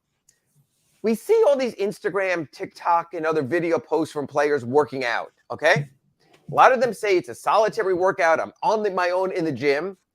Who the hell is taking these videos? And number two, do you find it in any way narcissistic that every time an NBA player works out in the offseason, there has to be a cameraman there? Man, welcome to branding. This is more about marketing and I don't look. You don't get to be an NBA player without putting in work on your craft, man. There are too many. You don't get to be one of the 450 best players. There are thousands more. Your height, well, unless you're Joel Embiid, your size and your athleticism, outside of the handful of Giannis freaks. Like if you're Caleb Martin, there are a whole lot of guys as big and as athletic as you, and you have to outwork them to a degree. And they want to show that is part of the brand now. And so I think that's part of it. I think it's more image and perception. you could, man, if a tree falls in the forest, man, if you work out in a gym by yourself and don't put up the video, did it happen? Big O. Got to put your mic on, Big O. Sean, turn on the damn mic for Big O. He owns the show. That's me, not Sean. Sean does his job. I don't. I would actually say that you're right that a lot of people are trying to promote themselves, but I think a lot of these players are also trying to help their trainers too, because they have trainers in the off season and they're kind of helping sell those guys. Yes. So sometimes it's really powered by the trainer, and the guys are doing the trainer a favor to try to get him more business. So it's kind of a catch-22. Yeah, it's a me thing, but there's also a little business involved from what I understand. Chris Brickley may be the Big best O, of that don't go up away in for a New York. second. Big O, stay for a second. You know this, Big O, from down here. The Marlins do bark in the park a couple of times a year. People bring their dogs to the stadium. So I need you. I don't have a pet, but Kurt does. I know you do. When are we going to have Dog Day on the Big O Show? I think we need to set that up, give Kurt a date. Now, it might get incredibly unruly, and I might wind up going solo that day, but I think we need to have bark in the Big O Park sometime coming up soon. I think that makes a lot of sense. All the hosts that come on, maybe it should be Dog Week, because that way throughout the week, any host that has a dog, like I know Marcel has a dog, we have 5. So we could like show a dog every different segment. You know what I mean? So we're loaded here. You know, that's why we just got artificial turf, thanks to Cutter's Edge, for our dogs. So and now and I want to get you a dog sponsor. So you know what? Get a dog sponsor. We'll have Dog Week. You'll set it up. You let Kurt know. We can have all of our listeners on our chat board post videos and pictures of their dogs. We're going to make you some money here because, again, you told Kurt and I you guys got to earn. It's like, it's like he's the OG. Yeah. He tells us you got to earn. So we're going to earn for you. So, folks, keep an eye out on Big O, on his chat board, on his show, on his segments. We will let you know when Dog Week is coming. We will see the Kurt Heelan dog, what it looks like. And we'll see if there's enough room with that huge cabeza of Big O to also fit his 5 dogs on the screen. So that'll be coming down the road. And you know what? This is the perfect segment. We've hit the top of the hour. So we literally, for the first time, can hand it over. So, folks, that was this week's RedRecover.com Inside the Paint Show. Kurt and I will be back 9 o'clock Eastern for me, 6 a.m. Sorry, Kurt. Pacific for Kurt next Wednesday, when we'll only be less than 2 weeks away from the start of training camp. So we'll have all kind of news for you. And maybe some poodles, puppies, and pooches also. We'll see you next week. Thanks, Kurt. Thanks, everybody, for tuning in. Thanks, guys. You've been listening to the RedRecover.com Inside the Paint Show with Ira Winderman and Kurt Heelan. Go to RedRecover.com to learn more about red light with videos, blog posts, and 40 years of medical research to treat pain, inflammation, and overall well-being. Use code BIG-O to get a 10% discount. The RedRecover.com Inside the Paint Show is mastered by executive producer Sean Stanley.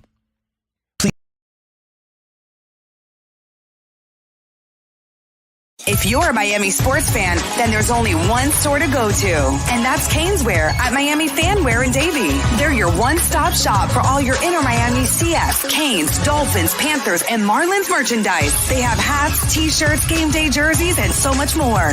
Located at 2511 South University Drive in Davie, and open 24/7 online at caneswear.com or innermiamiwear.com. Call them at 954-835-5597. Caneswear, the spot where inner Miami and all Miami sports fans shop. The viewpoint statements or beliefs expressed on the following program by the host, guests, or callers are not necessarily the opinions of FantasyAccess.com, Media Group Inc. ownership, management, sponsors, or website. When it comes to South Florida sports teams, very few in the media have witnessed, lived, and covered it like the Big O. Let's start the program dedicated to your favorite South Florida teams with a passion that's unmatched. The Big O Radio Show is on. Here's the Big O. Are back, baby. Hour number 3 of the program. Thank you all for joining us. Excellent hour by Ira and Kurt. As always, every Wednesday, 9 to 10 a.m., it is the Red Recover Inside the Paint Show. We're going to have Ian Rapoport joining us in a few minutes. And then we'll have Matt Verderame at the top of the hour. So we'll have a little fun with those guys, and we'll get into all things football. overall. I got some stuff I want to talk to you about. Dolphins, obviously, we'll get into it after Rap, because he's coming on at 10:10. So we'll get into all things NFL and a little Dolphins. We'll get his thoughts. It is week 1 coming up, so we'll have a little fun with Ian, and we'll get his thoughts on what he thinks with the Dolphins and the Patriots. We'll give you our lockdown segment, obviously, our pick of the night. We'll do that. I got a bunch of other things that I want to show you. We're going to bounce around the NFL. Yesterday, I saw the last episode of Hard Knocks. I don't know how many of you are hardcore Hard Knocks fans, but I watch it every year. No matter what team it is, I watch it. I enjoy it. And I always like to see how it goes between all these teams and how they're making their adjustments and things like that. Dan Campbell is so likable, I got to say. He is a likable dude. He's made for this. He was made for this kind of show, man. Absolutely. His whole staff was made for this. Deuce Staley, Aaron Glenn. There's a bunch of dudes there that they know how to run their mouths. And that'll be, again, that's kind of been my theme with Dan Campbell. While he's likable, you want him to succeed, don't you? Like, if you watched Hard Knocks, that's one thing that came out of it is he's just a likable dude. He means well. That's the other thing. I truly feel like Dan Campbell cares. Right? That's one thing that it's genuine. That's what it comes out as. It's genuine when you see him. I just don't know if they have the staff. And in the end, the rah-rah stuff and the motivational stuff and the one-liners and all that only goes so far. You need to out-scheme. You need to prepare people well. You need to make players better. Those are the kind of things. I saw that, the whole grit thing throughout that episode. But to me, that was one where it's got to be more than saying, we had Sperano here, and, he had the feed the wolf stuff, and Dave Wanstead, don't get caught in the bear trap. And this I've seen this before, the sayings and the one-liners and the rah-rah speeches, they only go so far. In the end, to kind of spin it to Miami, we've seen the rah-rah stuff here too, like I mentioned, but you're going to have to show intelligence. You're going to have to show superiority by dominating and putting people in positions to win, because they're all physical, they're all athletic, but all of them are not smart enough to put themselves in a position to be successful every single time. They could sometimes, but not every time. That's why you need great coaching. And that's going to be the ultimate difference maker. And Mike McDaniel can have his own zingers and one-liners and all that kind of stuff. And you can tell that he is a cerebral coach. But he better prove to be a cerebral coach. He better prove that he's outsmarting the other coach. He better prove to players constantly that he's putting them in a position where they are better. They're gaining more yards. They're making more tackles. They're whatever it is, whatever part of their craft they're excelling at. And that's how you win players over. When you show them that your coaching is what's making the difference. That's ultimately what it's all about. It's not about the rah-rah speech and trying to ask the guy to dig deeper and dig deep. No, you have to tell him what he has to do while he's digging deeper. You have to tell him exactly what the other person's doing to him that is making him fall short at the moment and how he needs to overcome. That's how you win them over. So I was watching, the end of the episode, and I enjoyed it thoroughly. I got to say, like always, they pick out certain characters on the team, like the DB and the DB who ended up signing with the Giants.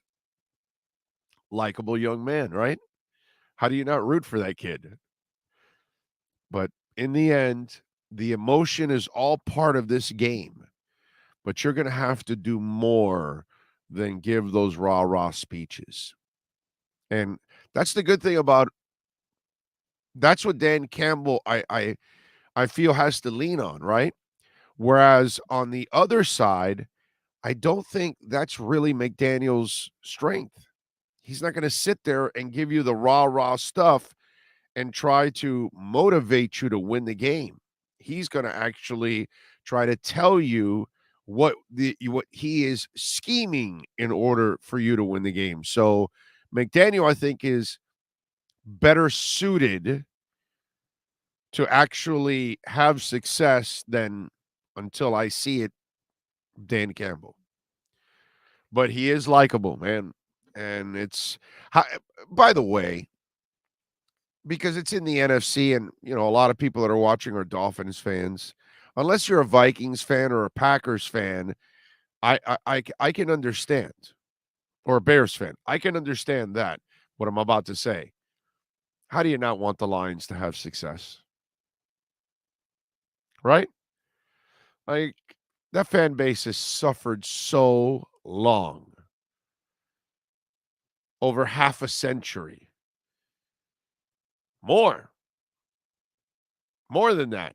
Because I believe, if you look it up for me, Sean, I believe their last world championship, and it was a world championship. It wasn't a Super Bowl, because they've never won a Super Bowl. I believe it was like 54 or 55 or something like that. Maybe 56. I don't know. But it's something like that. The last time the Lions won, and they won an NFL championship in those days, there was no Super Bowl because the AFL did not exist. There was no merger at that time. This was the old NFL. I believe it was that was their last time. Chuck Long or whatever was the quarterback. So you're talking nearly 70 years ago. What year was it? They won it in 35, 52, 53, and 57 being the last. 57. So 57 was the last one. Jesus Christ, dude. 57. We are talking 65 years ago. 65 years ago. Generations have come and gone since the last time they won. How do you not root for them, man? It's crazy. I don't know what's going on here. Let me see. You may want to send, do me a favor, send Rap Sheet there another one. Okay.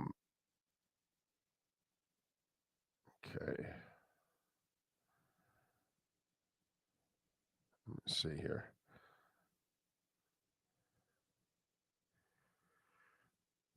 All right. All right, let's see. What do we have going on here? Gilbert Martinez, thank you, sir.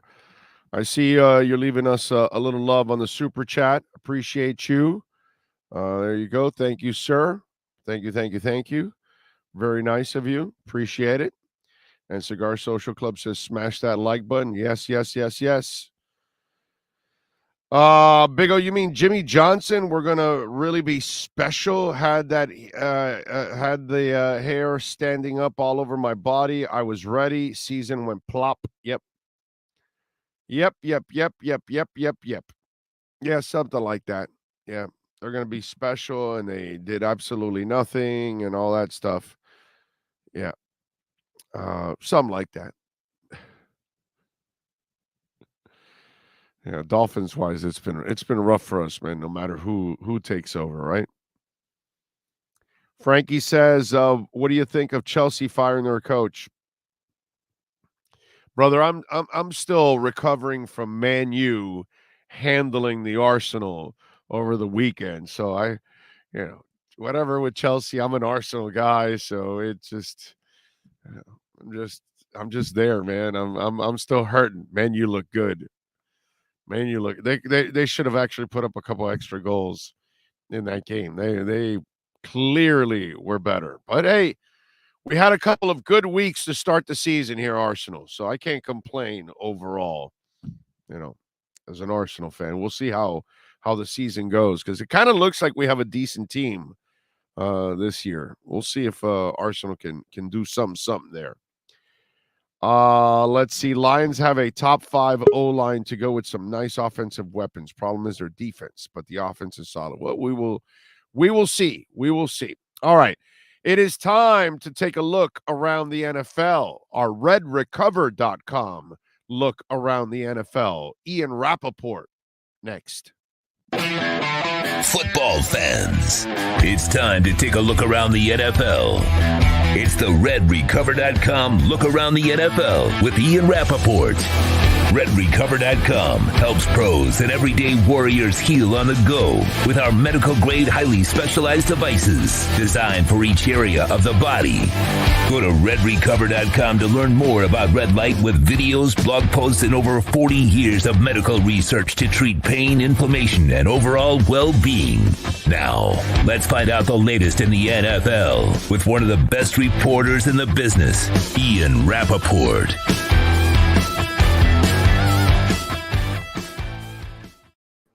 Good morning, sir. How are you doing, my friend? You doing all right?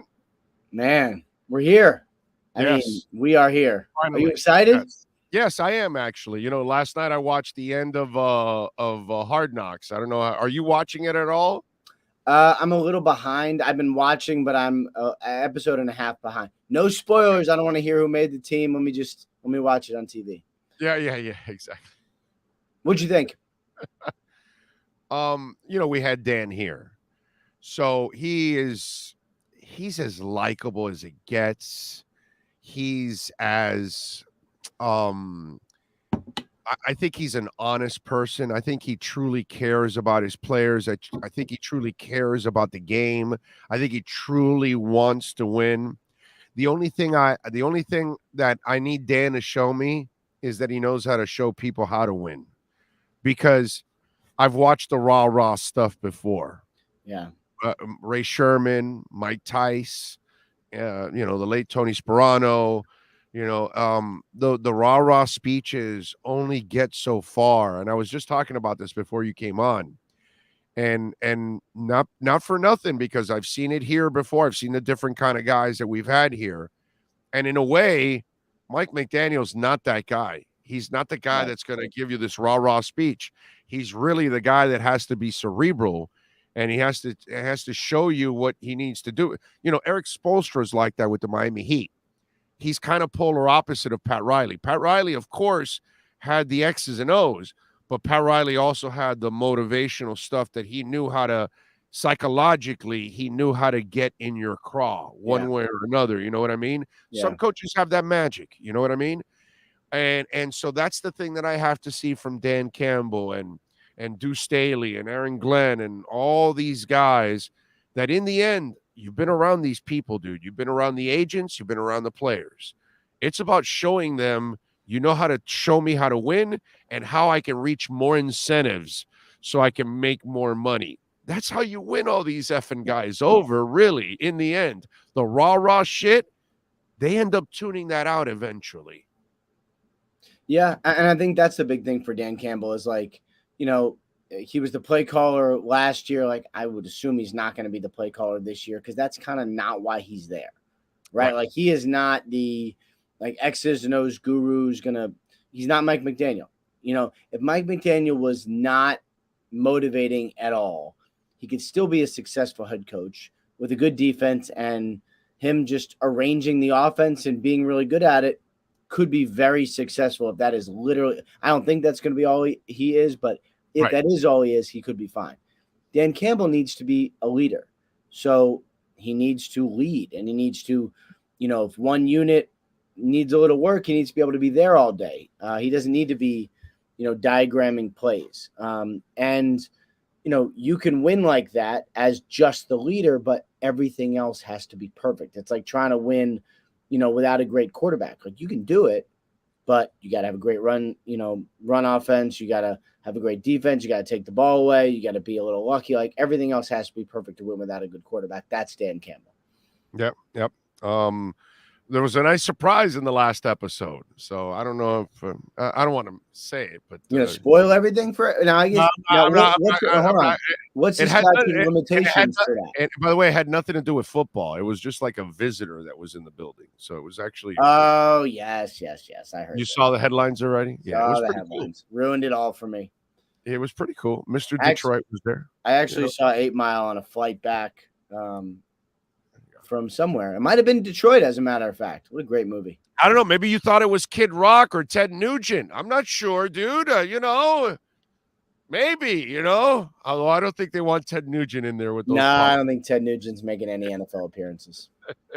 No, I don't think so. All right, so we got Dolphins and Patriots.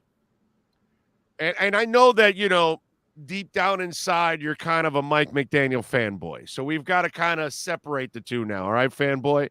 So really, talk to us this week. What do you think about the Dolphins and the Patriots? Yeah, I mean, I would say we are going to start to find out, look, we'll learn about Mike McDaniel as a head coach as we go on, because one game's not going to tell us anything. The only thing that's really going to tell us is how he reacts when it all goes bad. If they start winning, if they're good, like, it's cool, but, like, I don't know that we'll be like, all right, well, here's what he's going to be like as a coach, because you really only find out when things go bad. What I'm curious about is, we all want to find out about Tua. Is he the franchise guy? Like, that's the biggest, obviously, Dolphins thing this season. And but don't we already know about Tua? When things are bad, he's pretty damn composed. He didn't have a coach in his corner. Didn't have a line that protected him, got him injured. I agree, that's good. But no running game. But we will know, like, facing a guy like, that's true, but facing a guy like Belichick, we are going to see how they attack him. Like, do they not rush and just let Tua pick him apart? Do they come after him? What's that? He's 3-0 against Belichick.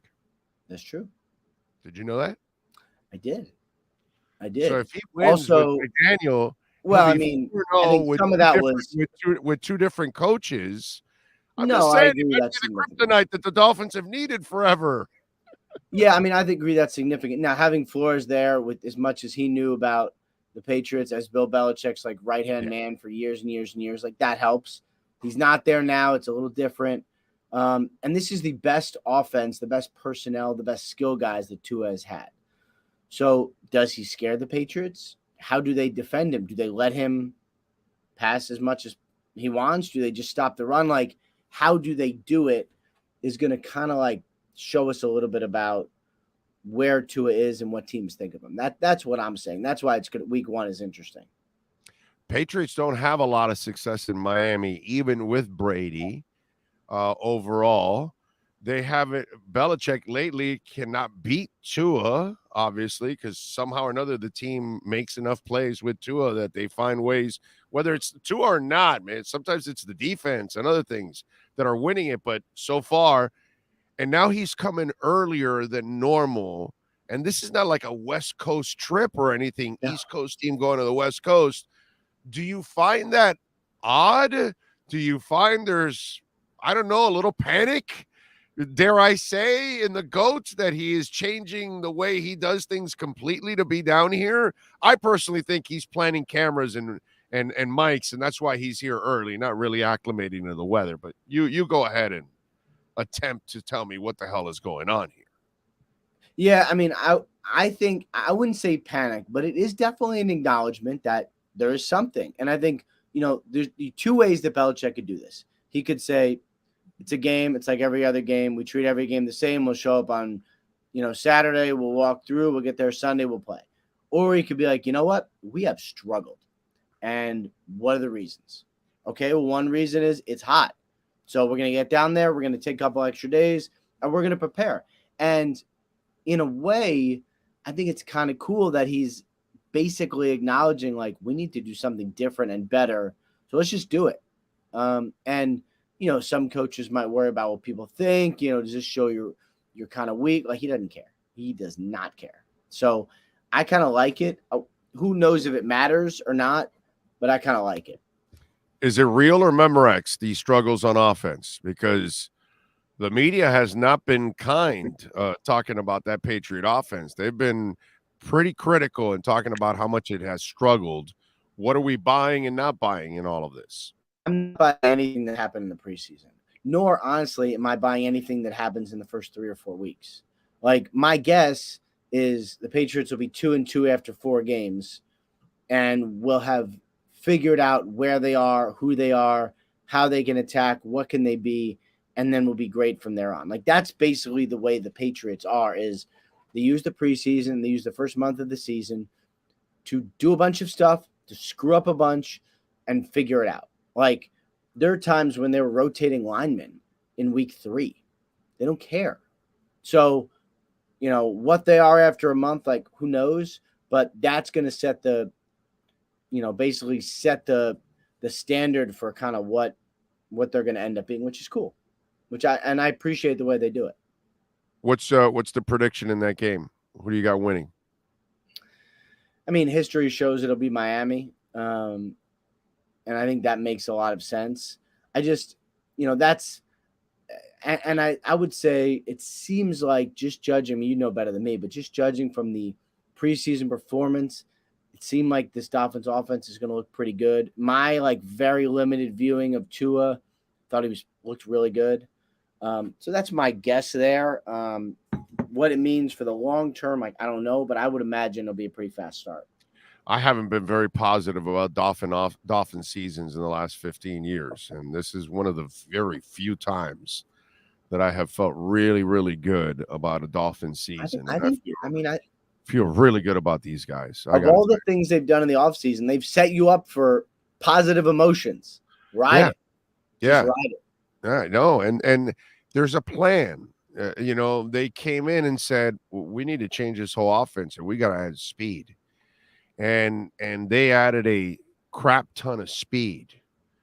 And I don't know how many defenses have the kind of secondaries to hang with all that speed on one field. Yeah. And they got 2 backs that they can line up back there if they wanted to and send them out in routes and drive your ass crazy if they felt like it. And I think that's what this mad scientist wants to do. I think he's going to try all kinds of crazy stuff with all this speed he has on the field. Sid Luckman, is it Luckman? Did I get it right? The Chargers coach from the 60s, the AFL, maybe the godfather of offense. Was it Luckman was his name? I don't know why. It could be Don Coryell. Sid Gilman. Anyway, so back in the 60s, right? He said, the field's 100 yards long. Well, he actually said it's 120 yards long and it's 52 yards wide, and we plan on using every inch of it. And that was kind of, these are the guys that started. You got to cover us. Right. You're going to have to. And I think that's what this guy's going to do. He's going to do what Sid Gilman talked about way back in the 60s, and they're still doing it now in the 2020s. And that's kind of what he had with Lance Allworth and all these other guys he had running around on the field.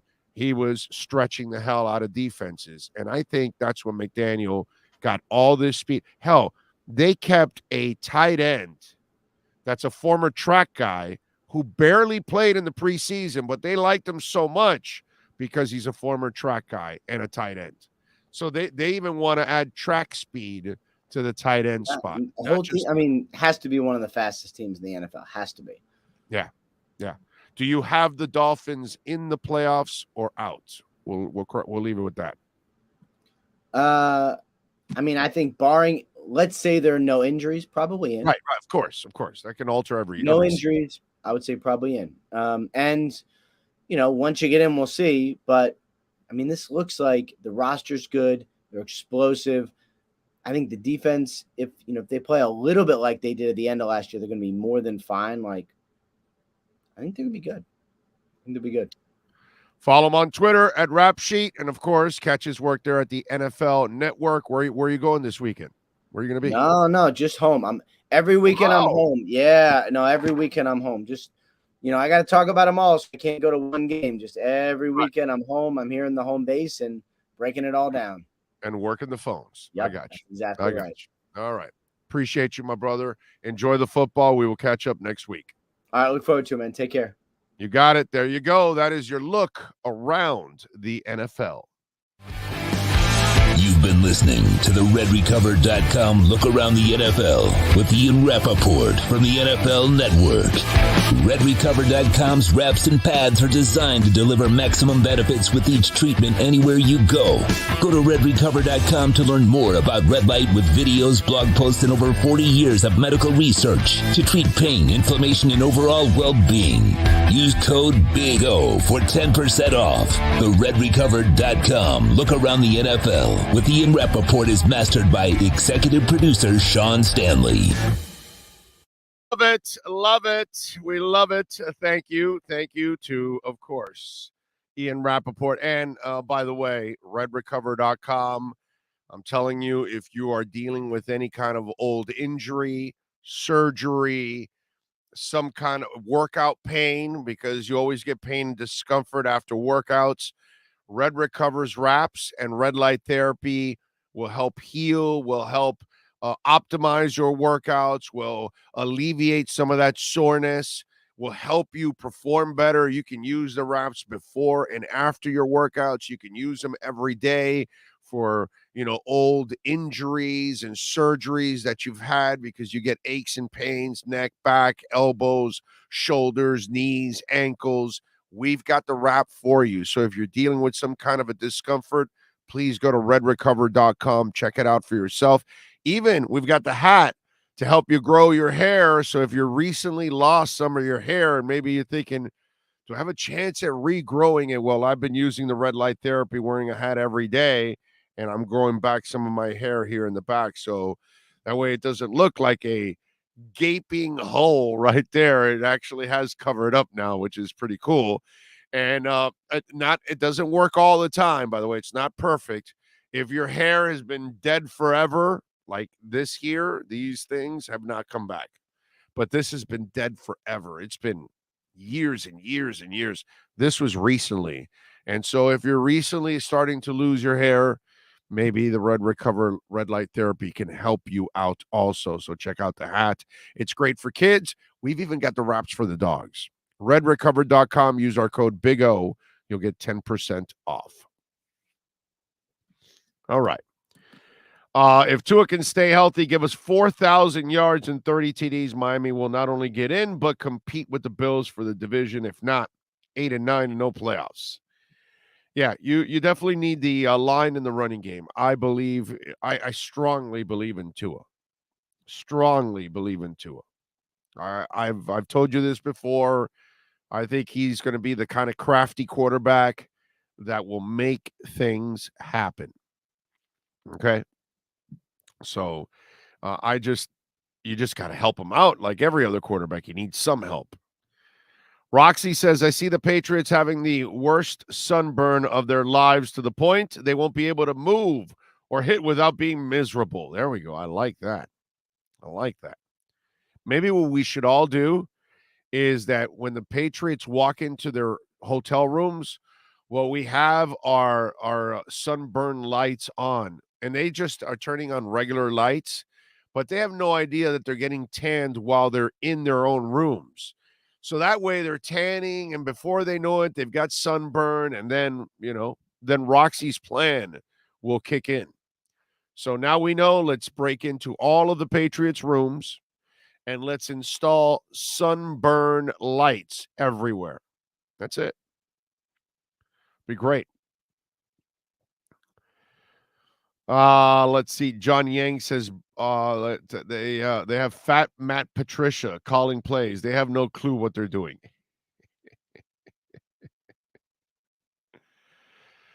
Oh, you guys are an absolute trip. Love you guys out there. Don't forget to smash the hell out of the like button. Subscribe to the show if you're watching. Help us get to 25,000 downloads. Great job by Mike McCoy yesterday. Remember, we have added a new weekly program, and Mike's doing it from 8 to 9 p.m. on Tuesdays. So it's all Canes talk for an hour. He'll go over the games of the week. He'll preview the games. Mike is going to join me on Saturdays to do our Hurricanes pre- and post-game show. We'll get our insiders on and all that good stuff. So we'll have some fun with all of that. And in 2 weeks, on the 20th, on Tuesday, we will be adding a second program on Tuesday nights. From 7 to 8, we're going to have a college football roundtable. All right? So we'll have some fun with that. We'll have Manny Navarro, Ira Schoffel from War Chant covering the Seminoles, and we'll have Kevin Brockway covering the Gators for the Gainesville Sun. So we will be going around the state with all three of them, and I will be hosting that show on Tuesday nights with the fellas and having some fun. So check it out if you get a chance. We'll be on Tuesday nights, so that'll give you 2 hours of hardcore college football talk on the platform. So another reason to check out the channel and keep subscribing. And plus, we're going to cover the games now every Saturday with pre and post game shows, pre and post for the Dolphins on Sunday. All of that is working. So 7 days a week right now during the football season, you can enjoy the channel. So thank you very much out there for supporting us. All right, what else do we have? Cramps and puking are in the future of the Patriot players that overexert themselves. Okay, I like it. Question for Sean: who will beat Roman for the title? Hey, by the way, Sean, did I get that prediction right again with the wrestling the other day? What happened? I don't even know. I give you guys winners and just walk away. So I gave him a loser? Yeah, you picked Drew over Roman. Really? Yeah. Oh, let me get this down. Hold on a minute. That's just wrong on every level. All right. So you got the question there? Who's going to beat Roman for the title then? I mean, right now, everything, I thought maybe they'd do some kind of, some kind of craziness where Austin Theory comes out, cashes in, and Drew McIntyre pins Austin Theory, and then they can divide the titles up. They didn't do that. Austin Theory comes out, Tyson Fury knocks him out, and then Roman Reigns, Solo Sikoa, shows up and helps Roman Reigns win, so Roman keeps the title. Right now, everything is gearing up toward, they brought back Braun Strowman last night. They're bringing back some guys that might be competition for Roman Reigns, but it almost feels like they're setting it up for Cody when he comes back, but he'll feud with Seth first.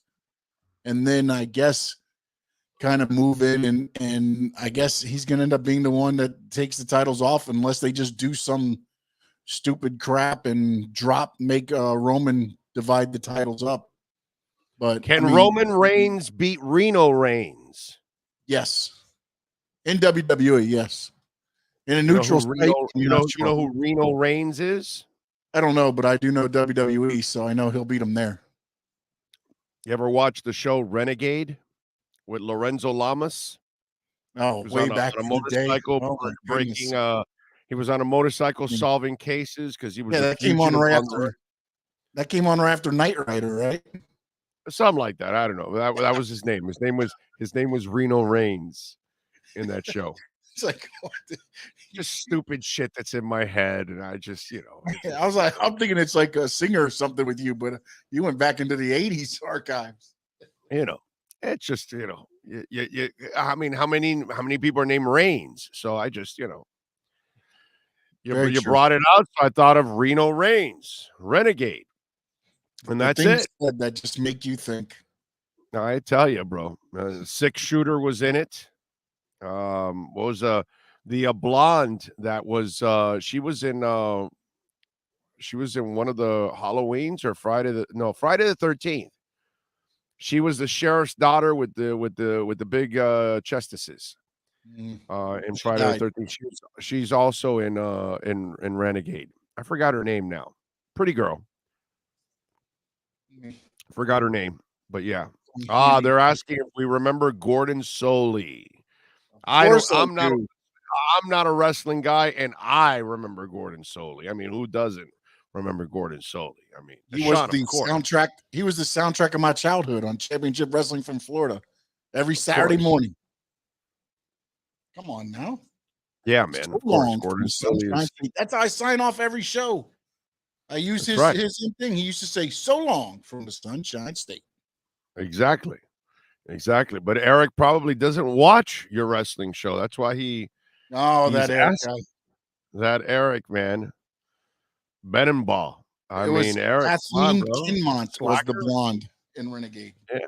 Yeah. Asking Sean if he knows who Gordon Soley is. What kind of an insult is that to a wrestling expert like the Sean Stanley?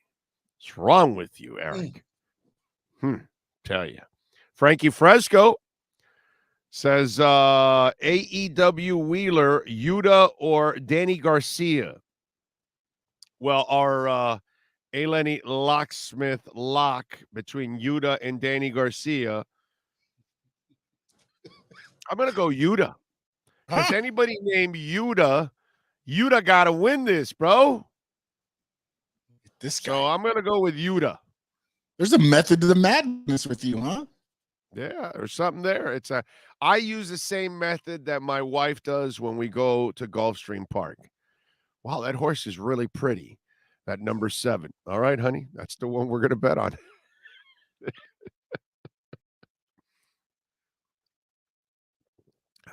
Speaking of that, honey, thank you for the honey and lime. That comes in clutch, dude. Absolutely clutch. So, Frankie, you got your winner there, Yuta. All right. Yuta man. There we go. Brett Dodger. Nice. Yuta man. There we go. Big O giving it to us every day of the week and twice on Sundays. That's what she said. Giving it to me every day and twice on Sundays. Damn right. Got to score twice on Sundays.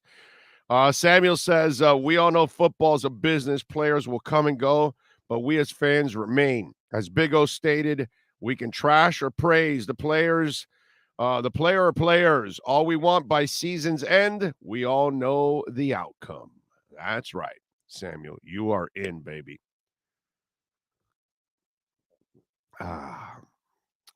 Eric says, I'm showing my age. Well, join the club, Eric. We do it every day on this show. Barry Brennan says our run defense has to show up on Sunday. Raekwon, Wilkins, Sealer, etc. We have to show up big. Yes. And one of the things I talked about is I think they're going to try to run the hell out of it. I don't think they're going to try to air the hell out of it either.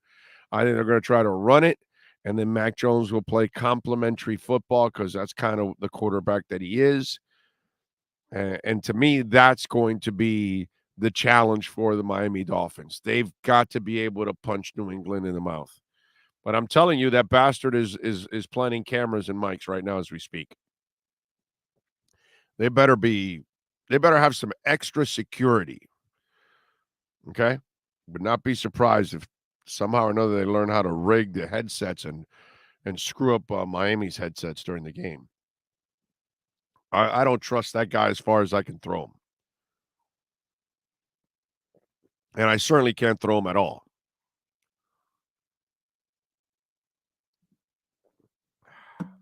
Oh, that's good. That is so good. All right. I want to talk a little bit about the Tua turnaround for people, for some of you out there.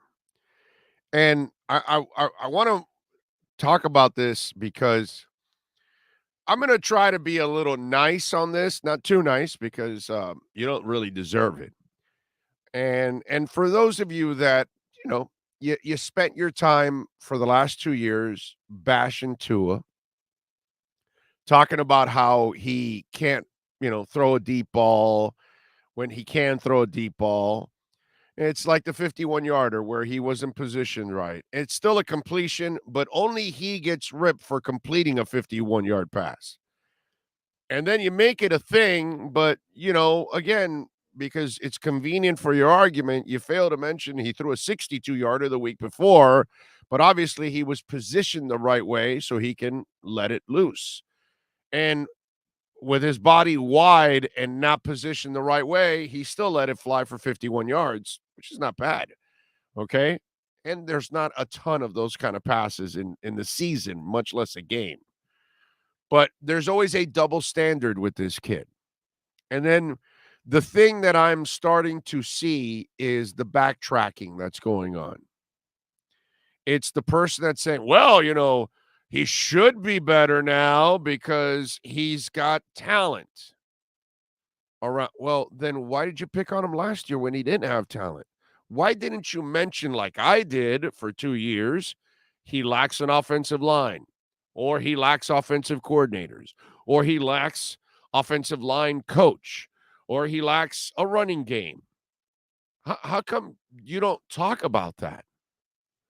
Oh, well, yeah, he had a high percentage of deep balls, but he only had a few deep balls. Well, is that his fault, or is it that he didn't have time? You don't have an offense where he can sit back there for 3 seconds and let the play develop. He has to let it go in 2.2, 2.5 or something, because if not, he's dead meat. So for those of you that are now all of a sudden saying, well, he's got better talent now, he should be. Well, Mike McDaniel looks like he's a better offensive coach than what, Brian Flores is saying. Oh, well, no, he might be healthier now. He looks stronger now. Well, dude, you're just making yourself look like an idiot, because these are not excuses. These were the reality, the issues that were existing with this offense, and why the offense was terrible, and why the offense was always behind, because it either didn't have the talent, or it didn't have the coaching, or it didn't have the scheme, it didn't have experience, whatever it was. But it's so quick for you to slam the kid for 2 years, and now all of a sudden you're preparing to backtrack. And I just want you to know what's actually happening is that you're exposing yourself for you're either just a hateful person, which I doubt most of you are, or you're just lazy and you really don't understand the quarterback position. And I'm going to go with that. I'm going to go with a lot of you are lazy, and a lot of you don't understand the quarterback position. Because don't tell me now that he has coaching when he didn't have it before. Don't tell me now that he has an offensive line when he didn't have it before. If they have a running game, don't tell me they have a running game and they didn't have it before. Don't tell me that they have receivers now when they didn't have it before. Don't tell me that they have healthy receivers now when all they had were unhealthy receivers last year outside of Waddle. So these are all the things that existed. He didn't all of a sudden become a good quarterback. He was a good quarterback. He even showed you good quarterbacking in the worst possible conditions. And he does not possess the kind of athleticism that Lamar Jackson has or Russell Wilson that he's going to run out of it. And he doesn't possess the kind of athleticism or strength that he can have 2 or 3 people draped over him and he completes a 25-yard strike. I'm sorry. Joe Montana couldn't do that either. Neither could Drew Brees, and neither can Fran Tarkenton, and neither can a bunch of quarterbacks in the history of the NFL. They needed some other things to help them out. So for those of you that are in the process of backtracking like Xavier Howard, I just want you to know you're not really backtracking. You're just exposing yourself that you really did not understand the quarterback position. And you're a size queen. So you think that every quarterback has to be 6'5", has to throw it out of the stadium, And that's the only way you can be a good quarterback, or I'm sorry, it's the only way you can be a great quarterback, which is stupid and ignorant and short-sighted. So for those of you backtracking, and for those of you thinking that all of a sudden he became a good quarterback, no, he was a good quarterback. The problem was he didn't have crap around him. And in Alabama, he had talent around him so he could shine. You take coaching and talent away from a lot of quarterbacks, and they will end up looking exactly like Archie Manning in New Orleans, or, Steve Young in the early days of Tampa. I could go on and on and on and talk about really good quarterbacks that were in terrible situations. And they could put some points up, they can put some stats up, or they struggle or whatever, but the environment did not allow them to succeed.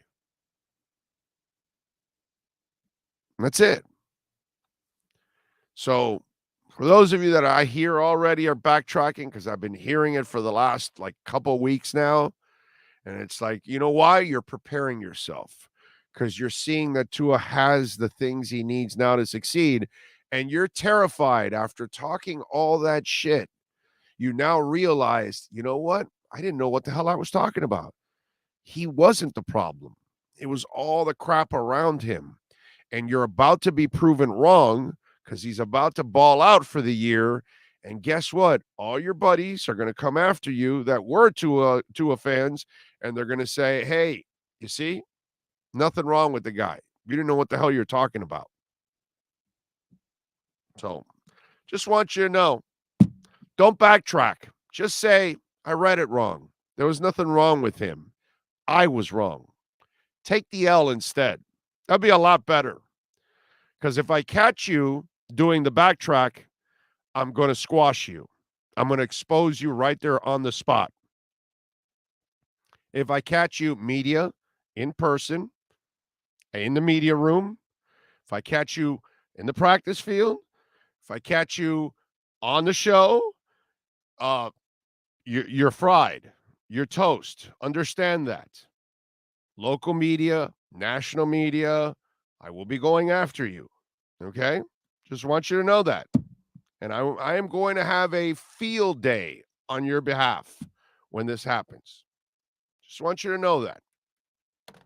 Be prepared, because I'm going to make fun of your ass for backtracking instead of just taking the L instead. I respect a lot more when we just get it wrong and say, hey, I got it wrong, bro. I screwed up. That's it. I was wrong. I read it wrong. And that's what a lot of you read Tua wrong.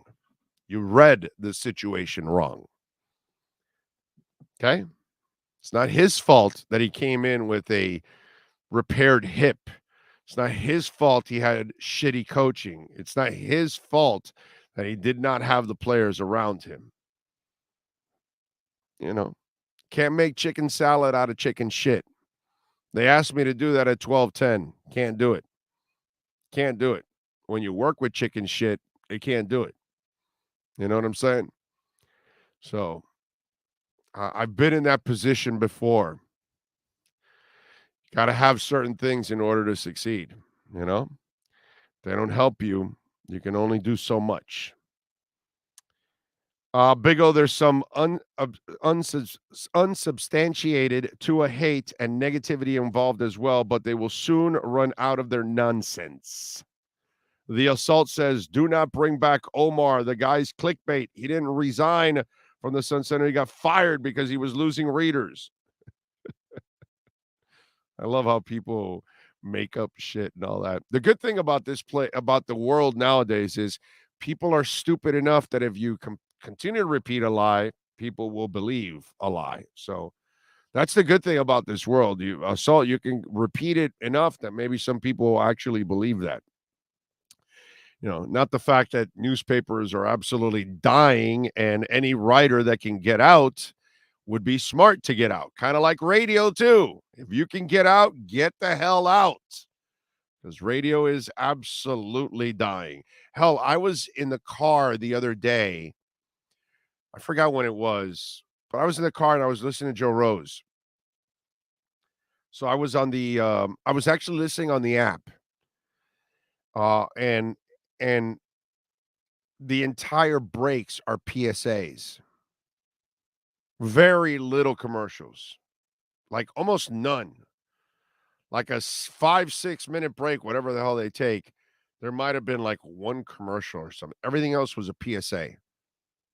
It's dying. They can't sell shit because radio's unlistenable.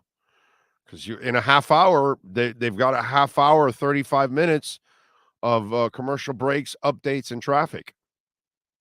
It's an absolutely dead business. And the newspaper is the same way. You guys don't read newspapers anymore. You don't read it like you used to.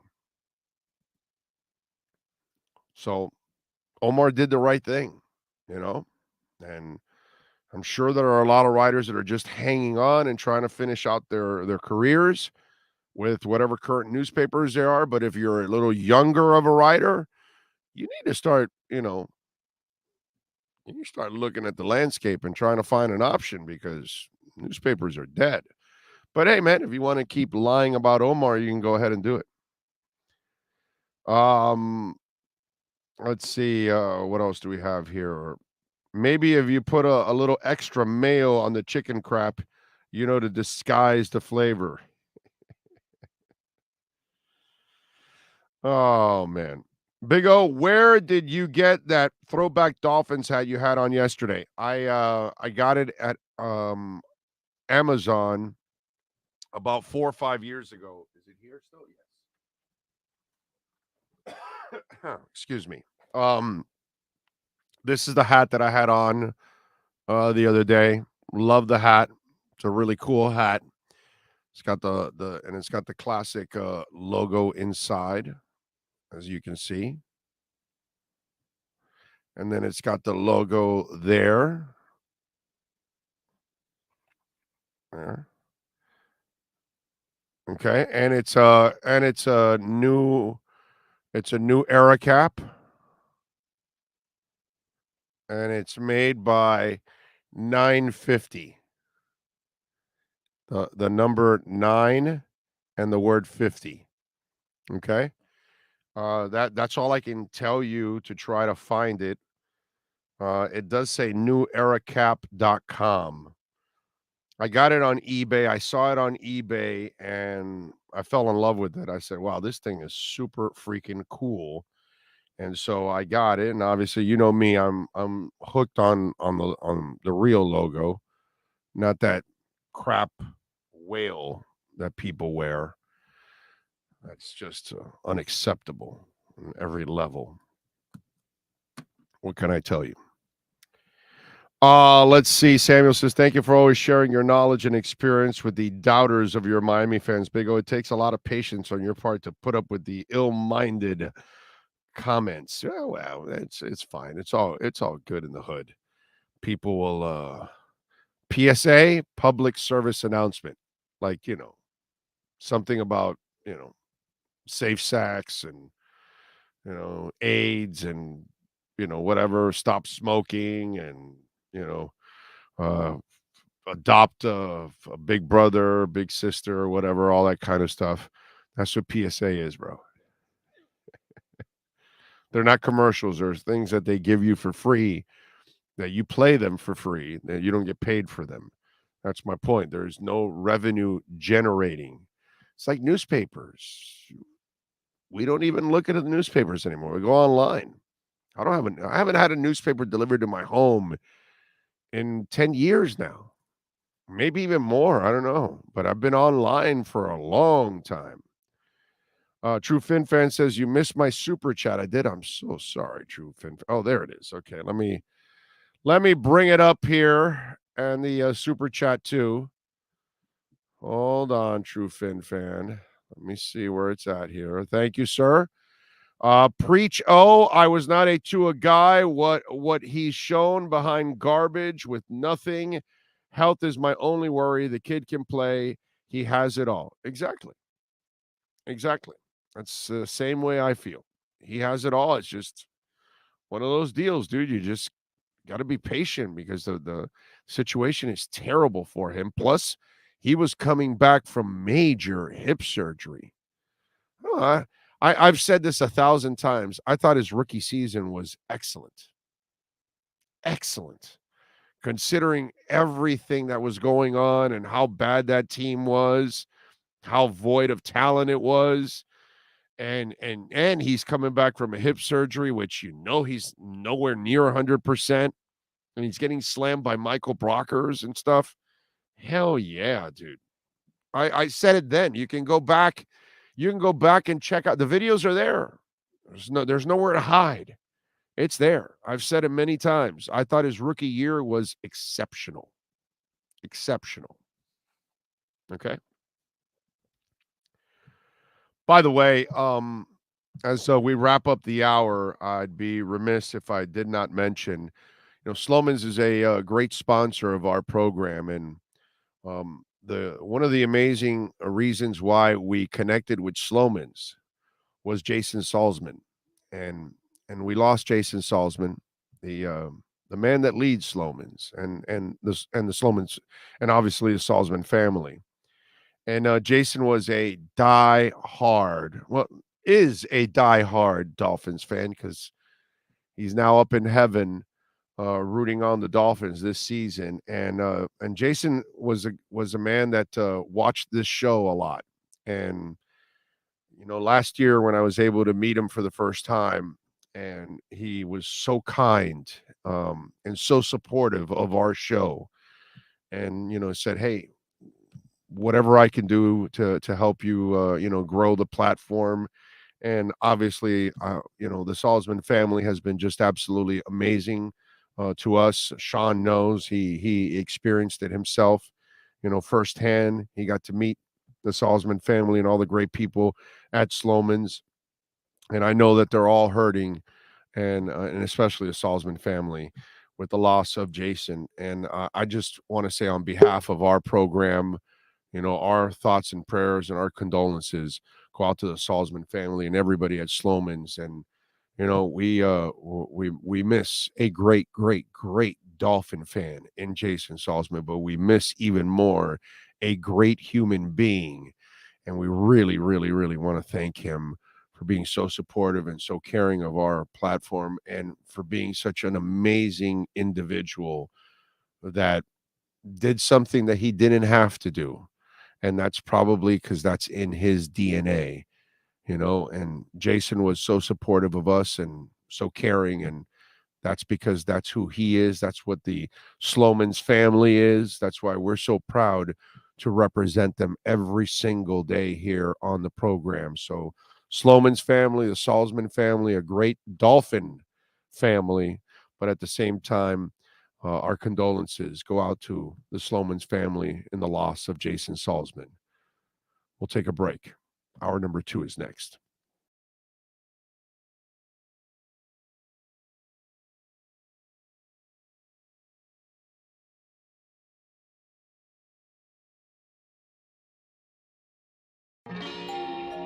Oh, great. You have a doorbell camera. Now you have a front row seat to your house getting robbed. They're breaking into my house! Ooh, there goes the TV. I'm sure it'll turn up at the pawn shop. No, not the TV! Just because you can see them, that doesn't mean you can stop them.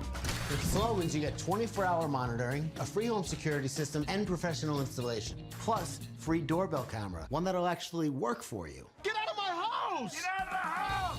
Call 1-800-ALARM-ME. Welcome to Red Light Therapy, a revolutionary technology perfected by NASA to aid in muscle strengthening and recovery.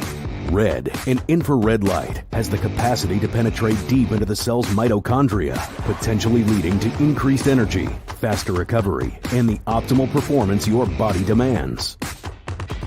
Train, fight, recover. The viewpoint, statements, or beliefs expressed on the following program by the host, guests, or callers are not necessarily the opinions of FantasyAccess.com, Media Group Inc. ownership, management, sponsors, or website. Let's huddle up with Fanside National NFL reporter Matt Verderame. The Huddle is brought to you by RedRecover.com. RedRecover.com's wraps and pads are designed to deliver maximum benefits with each treatment anywhere you go. Go to RedRecover.com to learn more about red light with videos, blog posts, and over 40 years of medical research to treat pain, inflammation, and overall well-being. Here's NFL reporter Matt Verderame. All righty, there he is, the man, the myth, the legend. We step into the huddle. How you feeling, Matt? You feeling good? Feeling great. It's time for the regular season. Yeah, dude, finally we're here. Wow. It's been one of those things we've been waiting for a long, long time. You know, overall, I got to say, the good thing about this offseason has been not too many teams had devastating injuries that really altered all kinds of things. So pretty much most of the contenders are all starting. I know the Bills have a couple people banged up, and they'll get them back in a few weeks, so they'll be all right. But no real devastating injuries to any of the real top teams that are saying, okay, well, their season's pretty much done. So I will call that a success here, because that's kind of what it is, right? Prepare as much as you can, but boy, stay healthy if you can. Yeah, I think really the only 3 injuries that come to mind during the offseason or during the preseason, I guess I should say, Ryan Jensen is a big injury to Tampa. Yeah, but they'll get him back in a couple weeks. They'll get him back. Well, he may be out the whole year. Maybe he's back there. Really? I thought he was going to be out. I thought he was only going to be out of September. I thought it was like 5 weeks. He's on IR, so he's at least out for a few months. And then Tyron Smith might be out till December in Dallas. And Tim Patrick. I don't know if they're a contender, but they may not be. We'll see. But I think if they were going to be, they needed him. And then you have Tim Patrick. Then you have Tim Patrick, who got hurt the first week of camp. He's out for the year. But you're right on the whole. Like no quarterbacks are out. And so everybody does. We have Byron Jones here, out for a couple weeks, and Tre'Davious White over in Buffalo. But again, they're getting him back. I didn't know. I thought the Ryan Jensen thing. I thought he was going to be back. I thought he was only going to miss like the first couple of weeks, because I thought it was like a 5 or 6 week injury when it was, in the middle of the preseason. So I didn't think he was going to be out. My understanding is he might miss the whole year. Maybe he's back for the playoffs. Okay. Wow. They didn't even go after a real center after that. They kind of stayed. They stayed internal. J.C. Shredder ended up retiring. Yeah. And so they, look, that is my big question with Tampa. With Jensen hurt, Marpet retired, Stinney got hurt. He's out for the year, tore his ACL. You look at them internally, but the internal part they lost another guy to Tampa. They lost my boy to Tampa. What's his name? Is it Hap or something? Well, Kappa went to Cincinnati in the offseason. So Cincinnati. They got Shaq Mason. They acquired him in a trade from New England, so that helps. But they're weak inside. And if there's one thing about Tampa that worries me is, look, Brady's amazing. He defies time. He defies logic. He can't move. That's a problem. I would rather the tackles be hurt in Tampa. Yes. Than the interior of the offensive line. Amen. That was, by the way, that's why New Orleans was so successful, because Peyton always made sure that Breeze had incredible guards and a center, because he could move. The tackles like Teron Armstead, dude, that was an Arkansas Pine Bluff selection in like the 5th or 6th round or something that turned out. They never made big investments in their tackles. They developed tackles, but if you notice, they would spend their high picks and their money mostly on the centers and the guards, which I believe if you're the Dolphins, you have to do the exact same thing, because when you don't have big quarterbacks, they cannot have traffic. Big quarterbacks can have some traffic and throw right over it and shit like that. But, smaller quarterbacks, you need to give them a clean pocket, or if not, you're not going to be successful. You do. Well, you need to give them lanes, right? It's like the same thing in Arizona. Kyler Murray needs lanes. If he doesn't have lanes, it's a problem. You need to be able to do that. And if you can't do that, then you've got to move the pocket. Now you're cutting down where he can throw to on the field. Now all of a sudden he can throw to half the field, a third of the field. So I agree with you. I think, look, in New Orleans, it's a great call because, they spent a ton of money on Andres Pete. They traded Jimmy Graham for a center. Essentially, right? So, so they look. When you can't block up front and you have a statuesque quarterback like Brady is, and you're going to get pressure right in his face. Right. Look, first of all, there's one recipe to stop any great quarterback. It's pressure. It's pressure with 4. That's how you do it. But with Brady in particular, it's always been if you can get pressure and move him off his spot, that's when he struggles. Well, their first 4 games, Dallas, New Orleans, Green Bay, and Kansas City, they're going to see teams that can get pressure right up the middle. So it'll be interesting to see how they handle it. Yeah, Chris Jones will disrupt the crap out of that one. He will have a good game. Yes. Yeah, he will. Yes, he will definitely have a good game. All right, so let's switch locally here. Yep. Your thoughts on Dolphins Patriots? How do you see that one this weekend? Dolphins are favored by 3, so that's basically giving them the home field tilt. That's what it is. So Vegas is looking at it like an even game, except obviously you get the home field 3 overall. So your thoughts on the game on Sunday? I think they should be favored by a little bit more. I guess Vegas wants them to prove it. I would have put it at 4. Like I think the Dolphins are clearly a more talented team. What are you buying? What are you buying outside of obviously talent? But if you think they should be a little bit more favored, then you're expecting some execution too with it. What are you buying? What are you buying? So I'm buying the fact that I don't think Miami's going to be covered by New England this game. I don't think New England's corners can cover Miami. And so, I think New England's defense, I love Judon. I like their safeties. I don't like their corners. I'm not thrilled about the front 7. Barmore is a good young player, and Judon is excellent. But I think Miami defensively, I guess if you're asking me what I'm buying, that's what I'm buying more than anything. I just think defensively they're going to shut New England down. I don't love what the Pats have done this offseason offensively at all. You have Patricia and Judge who are kind of trying to figure out this offense. I think Mac Jones is the kind of guy, if you tell him what to do and you give him a really easy plays to run, it's not a problem. If Jones has to start making it happen on his own, then you start wondering, okay, can he do that? Is he that kind of guy? Maybe he will become that kind of guy. But I think as a rookie, he was very much a station type quarterback. I think Miami's defense is going to give New England all kinds of problems in this game. So I don't think they're going to blow them out. And the one concern, of course, you always have is Belichick. And does he come up with something where it confounds you, it causes all kinds of problems. But Miami's typically handled the Pats over the years, even when the Pats were a much better team. Yes. So I like Miami in this game. I think Miami will walk away victorious. When I tell you, okay, so you're going to see Tyreek, Waddle, Cedric Wilson. You're going to have Gesicki. Right. And then you're also going to have Smythe and Chase coming out of the backfield with a lot of speed.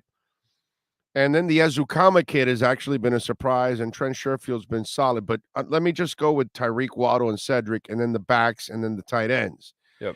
And then I'm looking at Jalen Mills, and I'm looking at Jonathan Jones, and they're okay. They don't really scare me. I love their safeties. Yes. McCourty and Duggar are 2 excellent safeties. So I get that there, but I look at that secondary and I just feel like McDaniel's going to be able to scheme somebody open all the time because I don't see a lot of teams, to be quite honest, being able to stop all that speed on the field. Who the hell has 2 corners that can hang with Tyreek and Waddle at the same time? Right.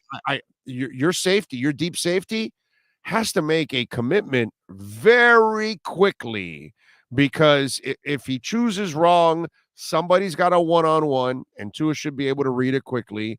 And I just don't think there's a lot of corners that are going to hang with Waddle and Tyreek more often than not. Hell, last year you knew Waddle was getting the ball because there was nobody else, and they still couldn't stop Waddle from getting the ball. Can you imagine now with Cedric and Gesicki working the middle of the field and Tyreek on the other side, and then the linebackers have to be worried about either Chase or Mostert coming out of the backfield?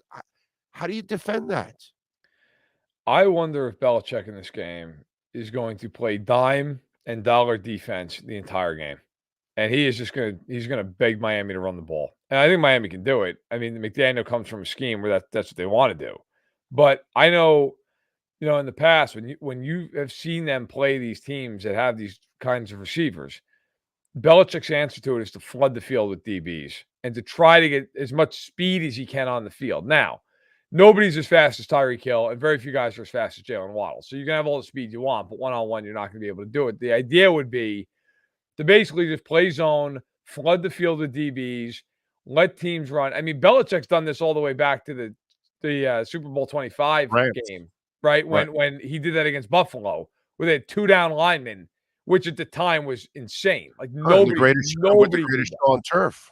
Also, that's how Belichick plays teams like now. Question for me is, that Bills team had Jimmy Kelly, the greatest show on turf team with Kurt Warner. This team is Tua Tagovailoa. Does Belichick respect him enough, fear him enough to do that? Or does he say, well, we're taking away everything short, and you're going to be down the field? And that's how we're going to play it. I don't know. Your mic broke up. You were perfect up until the last 30 seconds. Now your mic broke up again. I don't know what happened, but you were perfect up until then.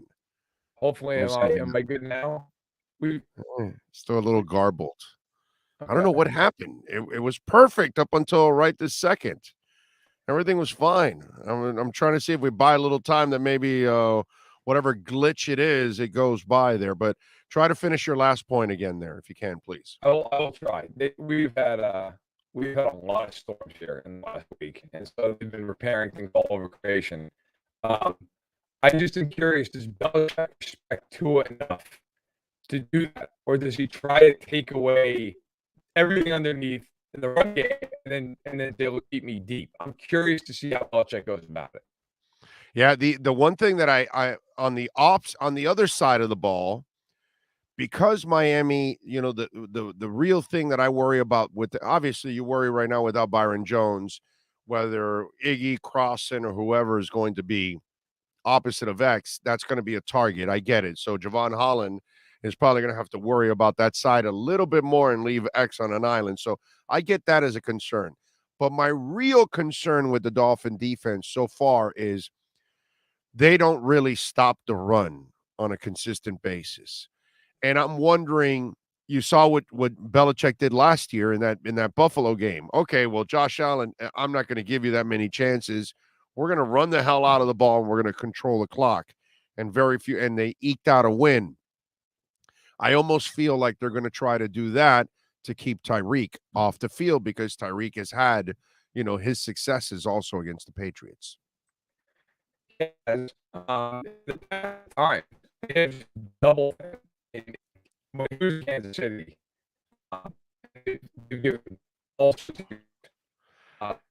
It's bad. What? It's bad.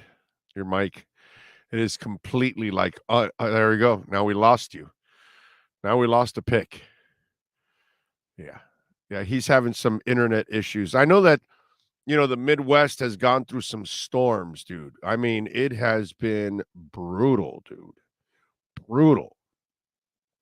All kinds of places with flooding and everything else going on, and a ton of storms. This whole thing with the environment and that these heat waves that we have, and then they create all this humidity in the air, and then all of a sudden you get these torrential downpours because of everything that's gone on with the environment. I mean, it's bad, man. It's bad. And they've a lot all over the world, not just here in our country.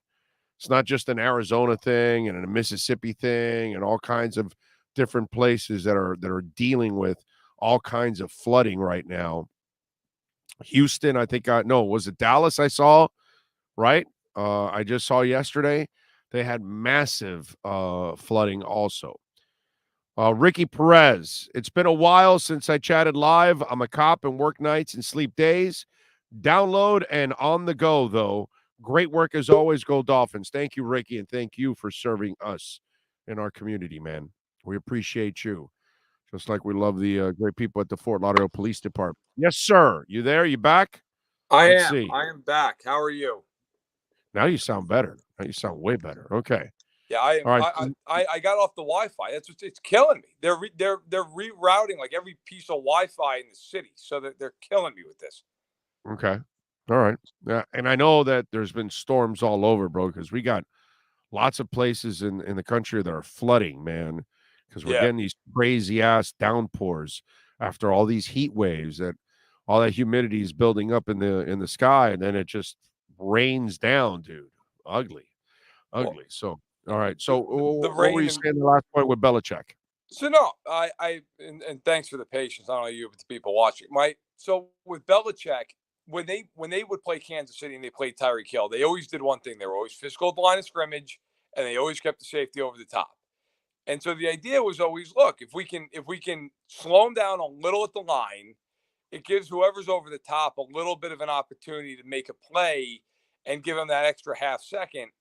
Now, the interesting thing is going to be with the Chiefs, you always had to also deal with Kelsey. You didn't have to deal with Waddle, who's also very fast on the other side. Will they try to do that across the board? I don't know. It'll be my guess is they're going to put as much speed on the field as possible, and they're going to try to make Miami move in drips and drabs and see if they can slow them down that way. Yeah, I'm interested to see how that game plays out. Who you picking in that game this weekend? Miami. I think the Dolphins will win the game. I think they win by out of 24-20, something like that. It's hard to pick New England to get blown out in a game. Belichick's such a great coach. I just don't love New England's roster. Like my big bold prediction that I've been given on every piece of content I've written lately is I think the Pats are going to lose 10 games. I don't like the roster. I just think the Dolphins are a much more talented team. I need to see Tua do it, but I think he's got a far better opportunity to do it this year than he's had the first 2 years, and I think he will be better this season. Yeah, I don't think he's been the problem. I think it's just been a disaster around him, and I think now he has what he needs in order to get it done. I think he'll show a lot of people that he can get it done. Who you picking for the Super Bowl this year? I'm like everybody else, apparently. The Bills, I think that will win the Super Bowl. I have them over the Packers. I will say this. I am more concerned by the minute as every single person I've seen is picking Buffalo to the Super Bowl. I always feel like that's kind of a kiss of death. Yeah.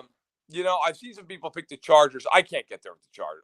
I'm win one game that matters. They loaded it, dude. I know, one game.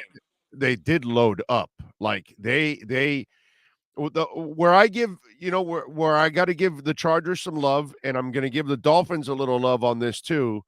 They realized, because after they got rid of Flo, they said, okay, we need to fast track this thing because we need to find out about Tua right away before we got to pay him. And that's the same thing with Herbert. All right, let's load this thing up. Let's try to win now because, and as you know, the Spanos family, I mean, once they pay Herbert, those cheap bastards aren't really going to keep spending a ton of money.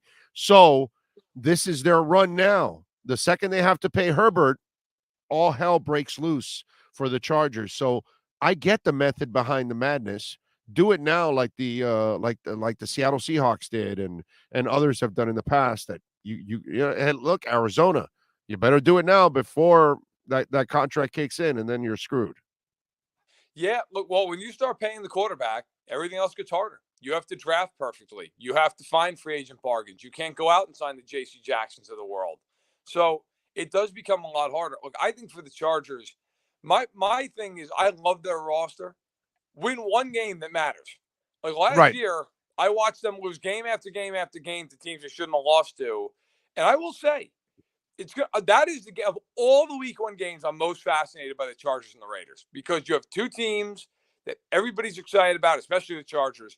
The Chargers, it's been reported, do not expect J.C. Jackson to play on Sunday. Then they have to turn around and in 4 days go to Arrowhead and play Kansas City in their home opener. Who knows if he plays then? The Chargers have two huge games to start the year. I'm very, very curious to see how they open up. Are they great? Are they disappointing? Do they split the baby and go 1-1? What do they do? Yeah, no, I'm with you there. That's definitely one that's going to be interesting to see. And like you said, that's been my thing with Justin Herbert. It's all right, win something significant, then it could go, because I've seen a lot of guys put up stats. Okay, the stats are great. Yeah, you look fantastic, dude. You look all world. You're a big, strong kid. You run like a deer. You can throw it out of the stadium. But I saw you choke against the Texans. You had no excuses. You had an offense. You had what you needed in order to win. You got to get it done. And that to me, that's the key for that turnaround, is to see them, like you said, win something significant so I can believe that you're actually the real deal. Yeah. And I'm a big Herbert guy. Herbert, for me, is probably a top 5, top 6 quarterback in the league. But my problem was last year, not just with him, but with the team. You mentioned that Texans game. The Texans were missing 25 guys with COVID. And are the Texans, and you still lost that game. They had other games where the last game of the year, the Raiders, like, you come back, you tie the game, you give up a field goal in overtime. You have the ball in their red zone. If you score a touchdown, you win. You win the game. You go to the playoffs. Right. They can't score.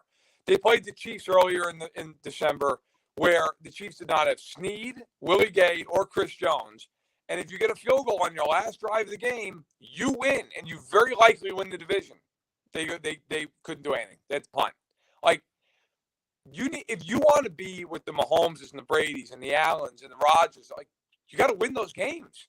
You have to That's win, my point. Not every one of them. Nobody's perfect, but win a lot of them. And they just do not win those games. Well, actually, if you won just one of those, you're in the playoffs. Any one of those that you just mentioned, that's it. You're in the playoffs. So, and the Houston one, there's like, come on, dude. How do you lose that game? You're driving to cut it to one score and you throw a pick six. Like, no, dude, you can't do that.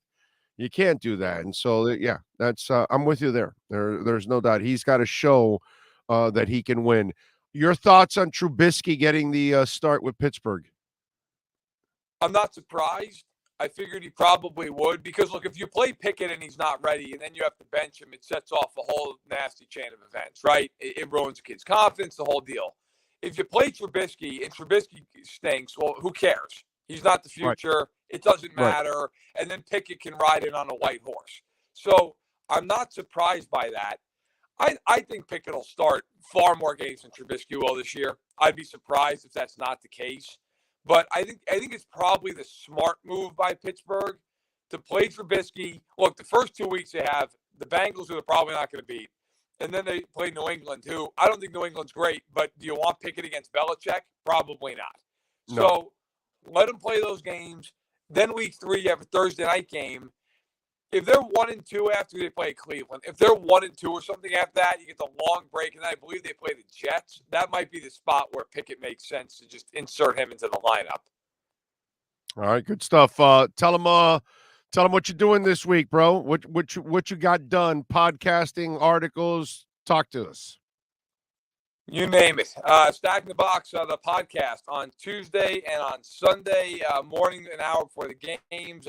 Interviewed plenty of people this week. We have Frank Ragnow of the Lions, Cam Akers of the Rams, Kay Adams over at FanDuel, Vernon Davis, former 49ers tight end. Have all those interviews up on the Stacking the Box YouTube page. And then you can check out the column on Monday. Have the quarterback rankings up today over at Fansided. Have my power rankings up from yesterday. You can find it all on my Twitter feed at Matt Verderame. There's a lot going on. Follow him on Twitter there, like he just said, at Matt Verderame, and catch his work there at Fansided as always. And subscribe to Stacking the Box podcast. As always, my brother, appreciate you. We will catch up next week. Enjoy the football. Hey, thanks a lot. You too. You got it. There you go. We step out of the huddle. This has been The Huddle with NFL reporter Matt Verderame. RedRecover.com helps pros and everyday warriors heal on the go with their medical-grade, highly specialized devices designed for each area of the body. Go to RedRecover.com to learn more about red light with videos, blog posts, and over 40 years of medical research to treat pain, inflammation, and overall well-being.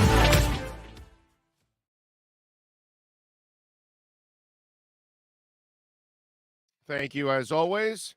Appreciate Matt. Yes. All right. Let me tell you a little bit about Babbel, folks. Great sponsor of ours here. The language learning app that has sold more than 10 million subscriptions. And they're addictively fun. My daughter's actually doing it now. She's like sharpening up her Spanish, kind of practicing and expanding because she doesn't talk it very much. Easy way to learn a new language. And if you're traveling abroad, if you want to connect in a deeper way with your family, or you just want to have some free time, Babbel teaches bite-sized language lessons that you can actually learn in the real world, which is good because, you have these lame Spanish or any other language, and they're teaching you stuff that just makes no sense whatsoever.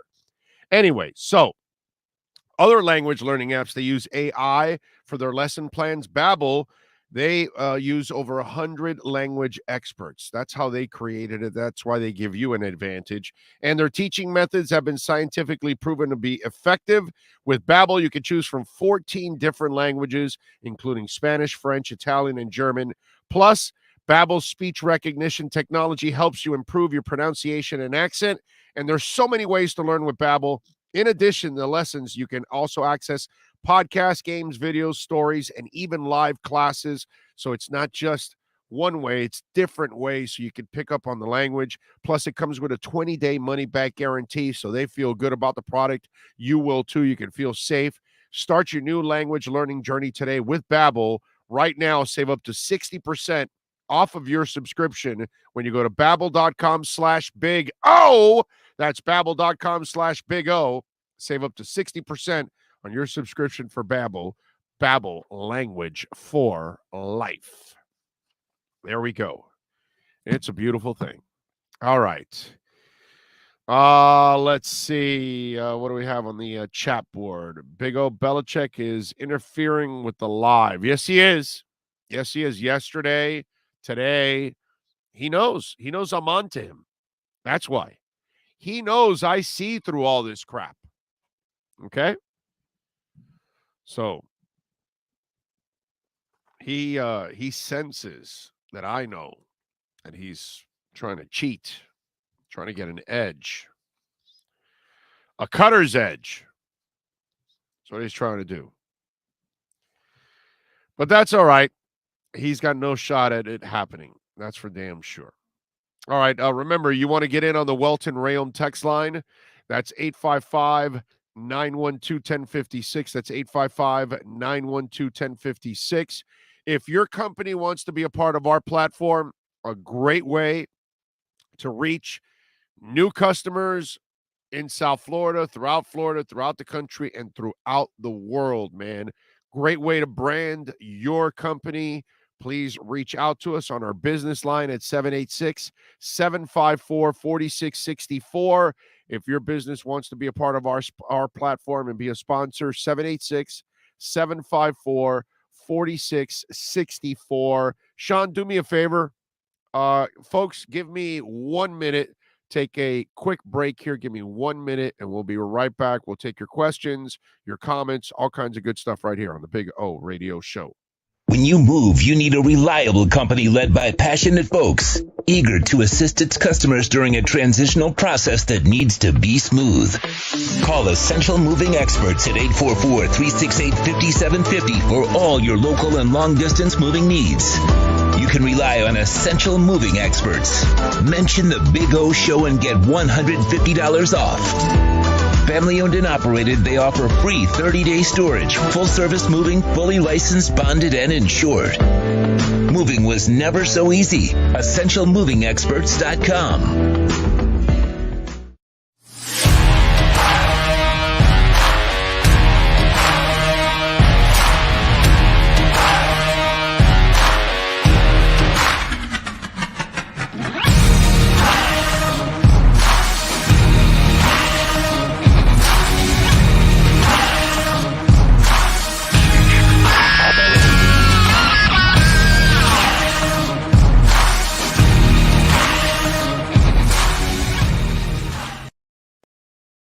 Welton Rayom has more than 62 years of litigation experience handling insurance disputes. They're committed to resolving even the toughest insurance claims quickly. Call them for a free consultation. 954-966-4646. At Welton Rayom, they don't get paid unless you win. Property damage claims to your home, business, or condo as a result of a hurricane. Welton Rayom can help. Water, mold, fire, smoke damage, Welton Rayom can help. Call 954-966-4646. Welcome to Red Light Therapy, a revolutionary technology perfected by NASA to aid in muscle strengthening and recovery. Red, an infrared light, has the capacity to penetrate deep into the cell's mitochondria, potentially leading to increased energy, faster recovery, and the optimal performance your body demands. Train, fight, recover. The viewpoint, statements, or beliefs expressed on the following program by the host, guests, or callers are not necessarily the opinions of FantasyXS.com, Media Group Inc. ownership, management, sponsors, or website. When it comes to South Florida sports teams, very few in the media have witnessed, lived, and covered it like the Big O. Let's start the program dedicated to your favorite South Florida teams with a passion that's unmatched. The Big O Radio Show is on. Here's the Big O. Thank you all for joining us. We thank Ira Winderman and Kurt Heelan in hour number 2. Hour number 3, Ian Rapoport. Here in hour number 4, Matt Verderame. That's been the list. We'll take you a little bit up to the top of the hour on the show. Did you guys see the final episode of Hard Knocks? Eminem was there, man. That was pretty cool. That was very cool. What else do we have going on in the world of sports? We do have our lockdown segment. We got to lock it down. We failed yesterday. But tonight we will bounce back. It is time for our A. Lenny Locksmith lockdown segment.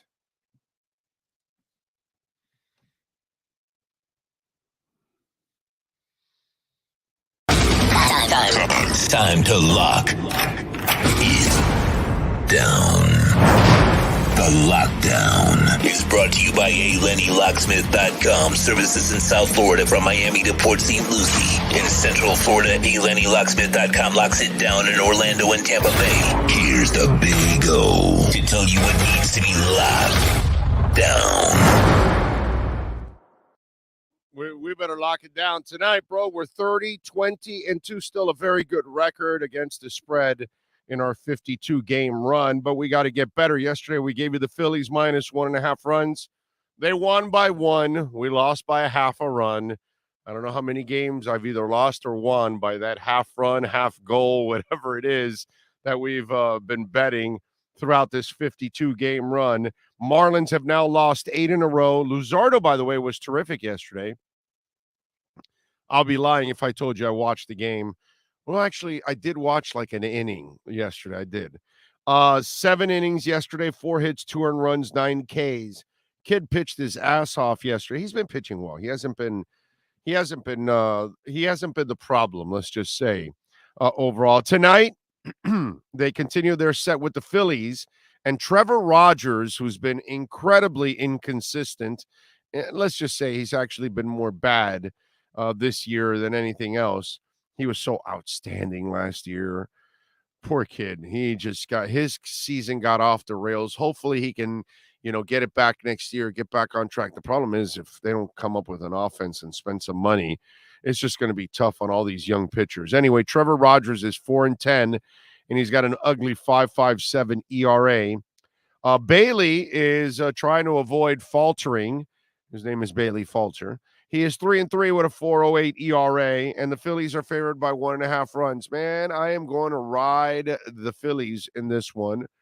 There's no way I can take the Marlins. The Marlins have actually been very kind to us throughout this streak because we've either won with them or lost with them more often. No, we've won with them by picking them to win, and we've won with them by picking them to lose.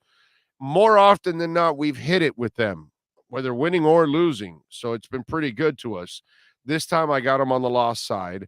I just think the Phillies are going to get back here to and I don't think Rogers can pitch as well as Luzardo's been pitching lately as it is. Rogers just doesn't. It seems like when it starts to go bad for Rogers, that's it. It's over for him. And there's not a lot of fight in there. You know what I mean? There's not a lot of where he comes back after a bad inning and then shuts people down all the rest of the way. There's just none of that. It's almost like you can get easily into his confidence.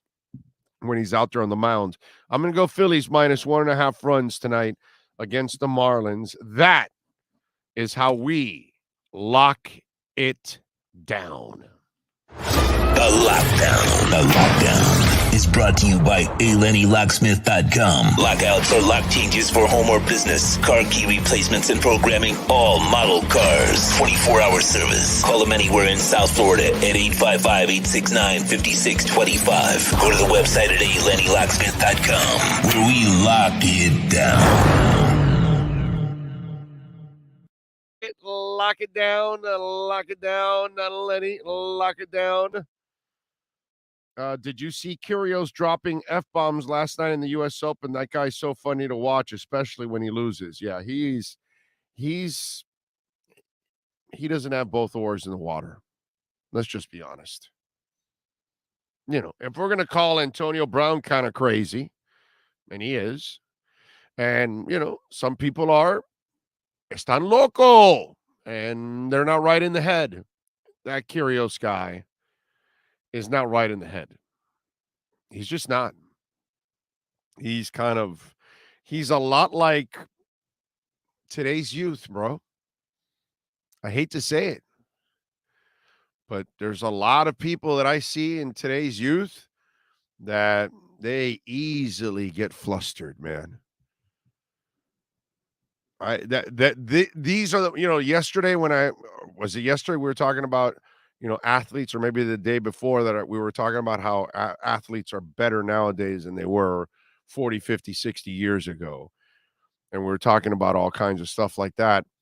Well, in this case, okay, this is where I can stand on my soapbox and say, in my day, and to me, it's rock solid on this. This is not me being the old man on the lawn. This is a soft-ass generation, bro. It's a soft-ass generation. These kids get flustered for anything. They're not good with pressure. Very few of them are. That's just the way this world is. So, you know, when I look at some of the stuff going on, man, sad. Those they're not, put it this way, they're not built like Tua much. Okay? They're quick to point fingers. They're quick about me. They're quick about I want to get paid. They're quick about doing nothing for something.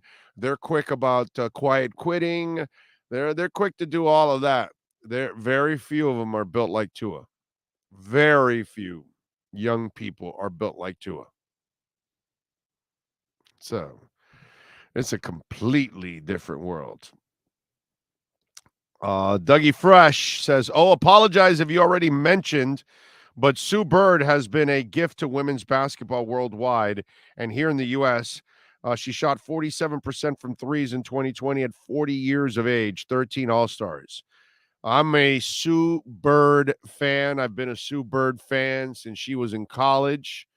You know, I can't. I'm one of those guys that I got nothing but respect for Sue Bird.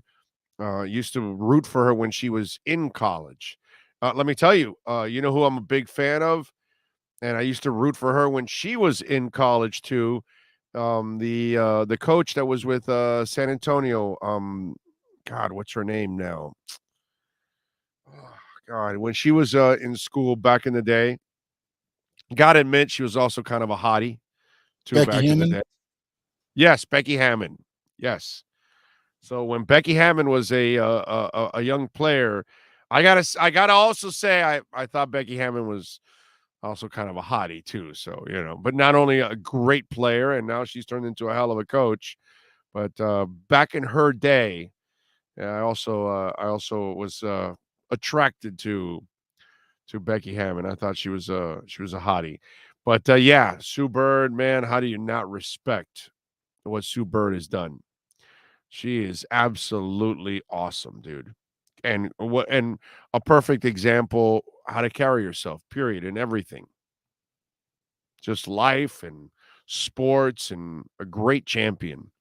No doubt about that. Frankie says, I'm a big fan of Paige Sporanic. Who isn't? Sergio says, Tua's going to ball this year. Big O, the athlete is athletically better, but mentally weak. Because that's what I just told you about. That in today's world, can you imagine Kyrie Irving trying to be Kyrie Irving in the 90s or the 80s or the 70s? And he's coming up with all this flaky shit. You think all that flaky crap is going to fly? There was no sensitivity or understanding from us in the 90s or the 80s or the 70s. There would not be a lot of understanding for Kyrie Irving in those days. Okay? Ben Simmons. No. Not going to happen. Jonathan. No. That was not going to fly with the Miami Dolphins, Jonathan Martin. No. All these kind of things that we've seen in the last 10, 15, 20 years, that's where this whole thing has changed, dude. You know how ruthless players, coaches, media, and fans would be with all of those kind of situations? Zero sympathy for them. Zero. Different world, man. Absolutely different world. Congratulations to Danica Patrick. I don't know if you saw it, Sean. She went to Burning Man. Do you know what Burning Man is? Sean? Any idea what Burning Man is? Do you know?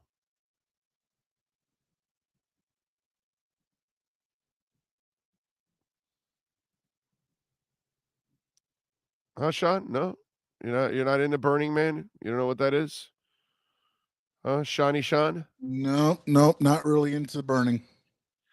Well, I'm sure not the burning part, but Burning Man is an event, and I think it goes on for, I believe it's 2 weeks, and they have concerts, they have all kinds of artistry going on, and it's out in the desert in California, and thousands of people go. Okay, this is like way out in the desert. And they basically form a community for like a couple of weeks, and people go out there and they build all kinds of things. And so then people go out and let themselves out and have some fun and things like that. So Danica went out to Burning Man, which, by the way, is on my bucket list. Anybody been to Burning Man? Any tips? I hear you got to go with a motorhome because you're so far away from hotels out in the desert that you're better off. And I also hear that all you're going to have is sand up your ass because that's all there is all day long is heat, wind, and sand getting everywhere. I've watched the specials, by the way, with Burning Man. And it's pretty cool. So she took some pictures at Burning Man. She got the funky glasses, right? And look at her with garter belt and all. Danica Patrick. Now, see, most people probably had no idea that was Danica Patrick. So she probably took those pictures, and she's wearing this, scarf and all that. So you really can't tell it's Danica Patrick. But she's having fun. See, there she is again. Out having some fun in Burning Man. It's definitely on my bucket list. I can tell you that. Definitely a bucket list thing for me to go to Burning Man and have some Blue Chew. Burning Man or EDC? No, I would go to Burning Man. I would not go. EDC is that EDM thing. I'm not really an EDM guy, so I don't really care about that. The Burning Man thing is different. There's all kinds of music. I'm sure some of it could be EDM, but they also have bands. But there's also all kinds of art and different things to do there too. So that's why. But I've been dying to go to that event. I think it would be a really cool event. If you get a chance, Sean, go on YouTube and you got some downtime, type in Burning Man and then check out some of the specials, and you'll freak out at how many people show up and what kind of an event that is, dude. Like it's completely different than anything that's out there. When I get the downtime, I'll go ahead and check it out.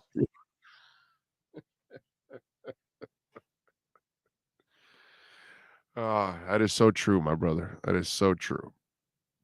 Oh, you know what you do? You put it on the phone on your drive to camp. There you go. There's your downtime. The drive to camp. You can put it on your phone and watch it there while you're driving. Big O as Sean, what are his thoughts on Rhea Ripley? I think she's a badass. Is that like a wrestler? I would imagine, Sean. That's why they're bringing up Rhea Ripley. Is she a hot wrestler? I answered back in the chat. She's a legit badass, and I can't wait till she gets a push. Right now, she's doing the Judgment Day thing with Balor and Priest, but ultimately, she'll get a push, I think. And with Triple H and Stephanie there now, the women's, wrestling will be a big spotlight. So hopefully she'll get what she deserves and it gets a good push. But she's the closest thing to, and you might know her by name, to China that has been around since. Oh, yes. She would be probably the closest thing to, and again, she's not China. China had a little bit of, she's starting to come into her own now, but she has that build to where, could possibly become, a star, a superstar. That's her right there? That's her right there. Yep. Okay. And she's got international appeal too, because she's from overseas. So, so she's actually like a real fighter. She has done like amateur stuff, nothing like UFC or MMA type stuff, but she's done some amateur stuff. Okay. All right. But she can handle her own in the ring, and she can handle her own outside. She looks like she can handle. Yeah, she's not really there for the hottie department. So yeah, I would imagine she's not. What was her name? Stacy Keibler, right?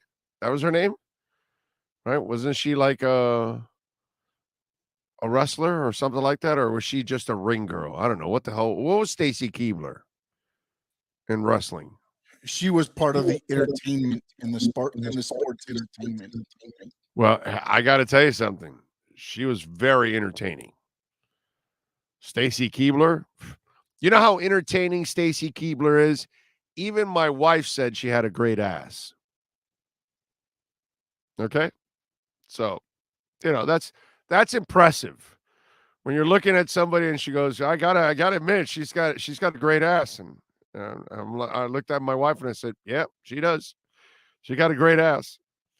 So there you go.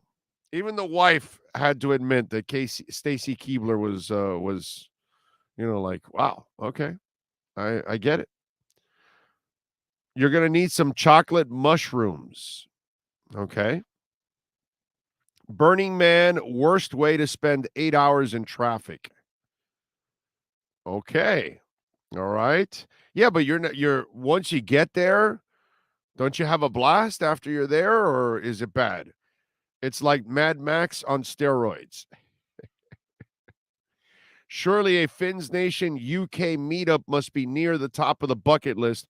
Hope you're well, pal. See you in just over a month. Yes, we need to do something like that, by the way, Martin. We need to do it at one of the bars and kind of have a get-together. Dougie Fresh says, oh, I bet Danica went to Burning Man to remind her of Aaron's family at Thanksgiving.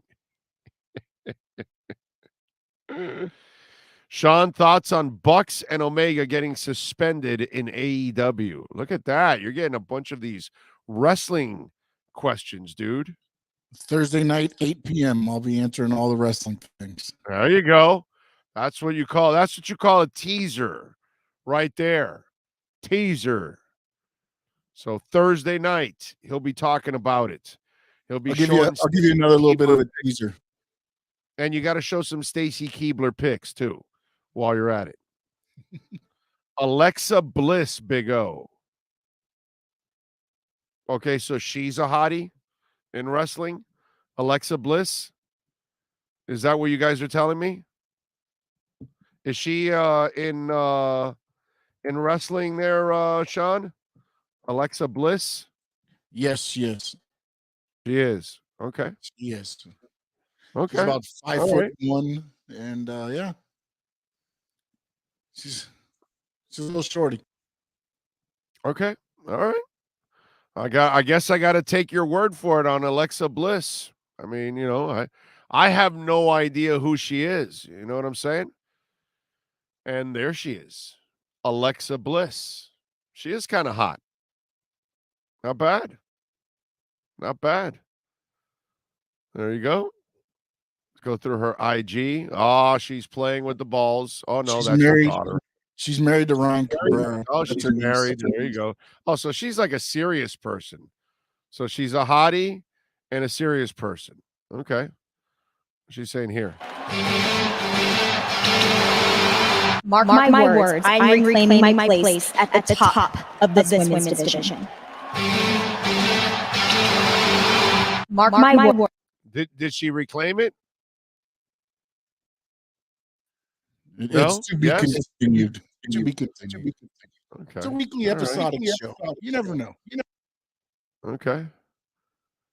Alexa Bliss. Yeah, she's all right. Not bad. Well, let me take that off because then we get tagged for that crap. So what ends up happening.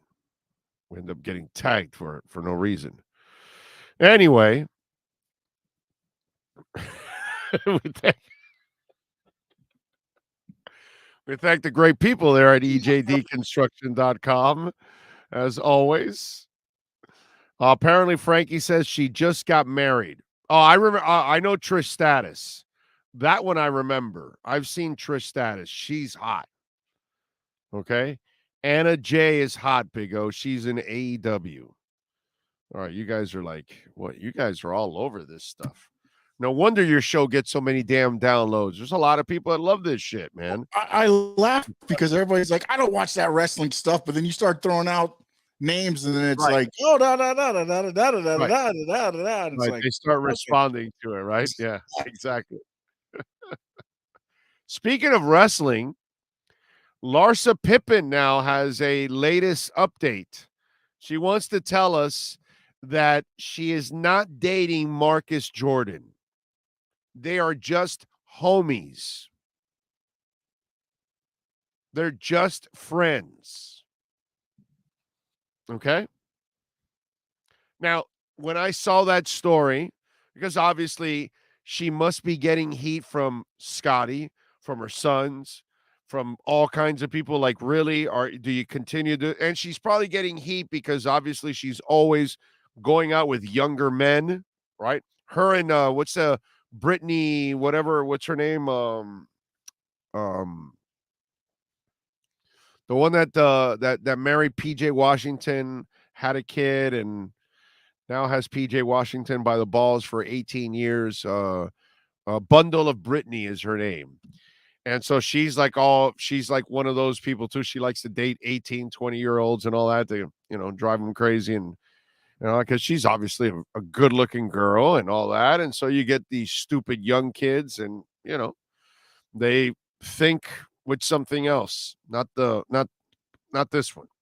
Anyway, so Larsa Pippen says that she is just homies with Marcus Jordan. So Marcus Jordan he wants to be friends with Larsa Pippen. Do any of you single guys out there, are you looking to be friends with Larsa Pippen? does anybody want to really be friends with Larsa Pippen? Or if you're a male, you just want to bang Larsa Pippen, and that's it. And if you're Marcus Jordan, you're trying to do what you did at Central Florida. You just want to score. You're not homies. You're not friends. He's not trusting you with his deepest thoughts. He's not calling you to go out to a concert or anything. He's hanging out with you because he's going to bang you. And you're hanging out with him because you can manipulate him and get banged at the same time. You're just homies. Like, anybody has Larsa Pippen, like, where's the credibility here? The woman flying Future around in Pippen's jet so she can bang him. Okay. Allegedly, right? But Larsa Pippen, she's looking for friends, just homies. So if you're interested in her friendship, reach out to Larsa Pippen. Lita was the hottest. I don't know who Lita is. Lita Ford? Lita Ford was hot. No doubt about that. Jets to start Flacco on Sunday. Well, I mean, they can't start the other kid. He's busy banging Larsa Pippen. Let's see. I would be a friend with Larsa Pippen with the intentions of being her best friend. There you go.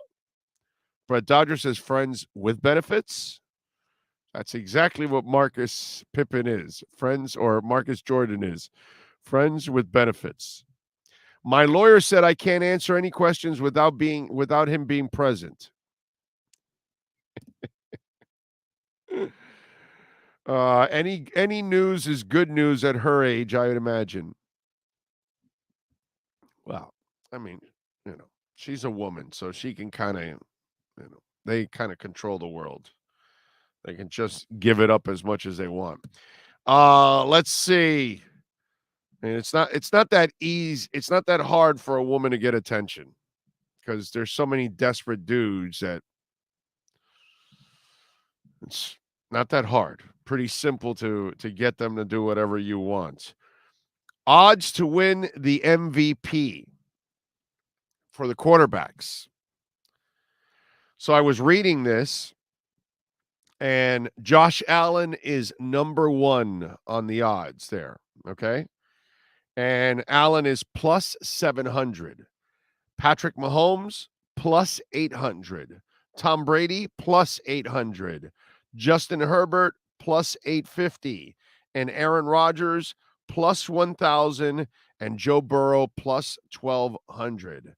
That is your top 6 right there to win the NFL MVP. Do you know where our boy Tua Tagovailoa is on this list? He is 31st on this list. Tua Tagovailoa is second to last. He's at plus 5,000 to win the MVP. Jameis Winston is the worst quarterback, according to BetMGM, to win the MVP at plus 6,600. Mac Jones, by the way, is right before Tua, third to last, also plus 5,000, along with Kirk Cousins, and they threw in Jonathan Taylor, plus 5,000. Trey Lance is plus 2,500, ahead of Tua Tagovailoa. Trey Lance. It's freaking amazing. Anyway, I'm sorry, it's not 32nd. I didn't have 32 here. I thought when I went up, I just scrolled down, and I saw him at the bottom. And it's actually 1, 2, 3, 4, 5, 6, 7, 8, 9, 10, 11, 12, 13, 14, 15, 16, 17, 18, 19, 20. So it's 20, the top 20 people to win the MVP. Jameis is 20, Tua's 19. And listen, I'm not looking at Tua Tagovailoa as an MVP right now. That's a lot to ask. I just want him to go out and have a good year, and I think he will have a very good year. I really believe that Tua is going to end up balling out this year. There's no doubt in my mind. He has everything that he needs now in order to succeed. But you can see that the folks at MGM Grand do not expect him to have a ton of success. Let's see what we got here. By the way, Samuel, thank you, sir, for the love on the on the Cash App. Remember, Cash App or Venmo, Cash Big O Show. That's Cash Big O Show. Thank you, Samuel, for giving us a little love there on the Cash App. Yes, sir. What's up, Sean? Just to add to the Jets thing that they were talking about there, Salah's saying the earliest he may be available would be week 4 in Pittsburgh. So it's Flacco time for a little while. That's exciting football there for the Jets. Boy, Joe Flacco, years after being useful or relevant, you've got to start him for several weeks. That's Uber says, I put monies down on Tua for MVP plus 5,000. Tua's going to light it up the NFL this year, says Lenny. It's going to be July 4th every Sunday. Frankie says, Sports Grill this Sunday. No, sir. We are still working on a home for the Dolphins or the Canes, okay? We are still working on a home. Maybe we don't have a home. Maybe we just do it within studio, and it is what it is. But we're still working on a home to go on the road. So if your company wants to host our pre- and post-game shows, whether it's Dolphins or Canes, you can reach out to our business line at 786-754-4664.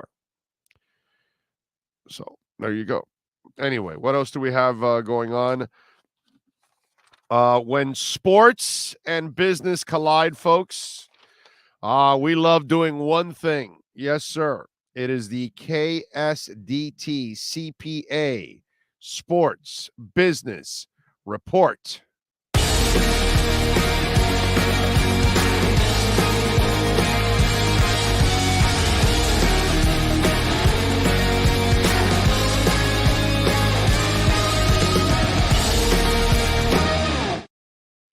Well, there's a club that's up for sale in the world, and its name is Manchester United. The Glazers, the Tampa Bay Bucks owners, they purchased a Premier League club, listen to this, for $954 million in 2005.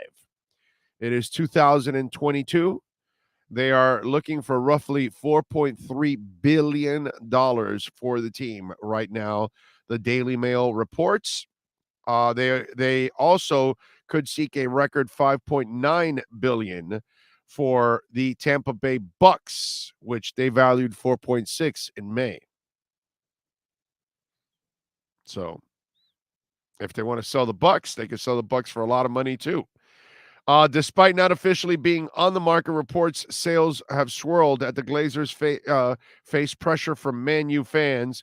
Under the family, Man U has paid $1.1 billion in interest in debt repayment, while the family has received $406 million in share sales, consulting fees, and dividends. Fans have staged protests at games and outside Old Trafford, and it's unclear if the Glazers would want to sell the entirety of the club. A loan, a stake sale have reportedly been discussed as the Glazers seek at least $235 million for infrastructure improvements to the stadium. The Times previously reported the sale of the team media rights are also likely. I personally am kind of recovering from Man U tearing up my damn Arsenal this past weekend. That's all right. That's all right. We'll bounce back. But you guys got $4.3 billion. You're interested in buying a soccer team, a football club? Man U could be available. Boy, those fans hate the Glazer family. They can't stand them. I would imagine in Tampa, they don't feel that way, right? They bought the team, brought Gruden in and won the title. Then everything went awry, and then they were able to do the whole Brady thing and win another title. So the Glazer family has brought the Bucks 2 titles. So I'm sure Bucks fans have got to love the Glazers. 2 titles. What the hell, man? That's pretty damn good. That's your KSDT CPA Sports Business Report. This has been the KSDT Sports Business Report. KSDT CPA is one of South Florida's largest and one of the country's fastest growing accounting firms. KSDT is recognized by Forbes as one of the top tax and accounting firms for 2022. KSDT CPA is a full service firm that also excels in crypto. Visit online at ksdtcpa.com or call 305-670-3370. All right, good stuff there. I got to share Brian Kelly with you.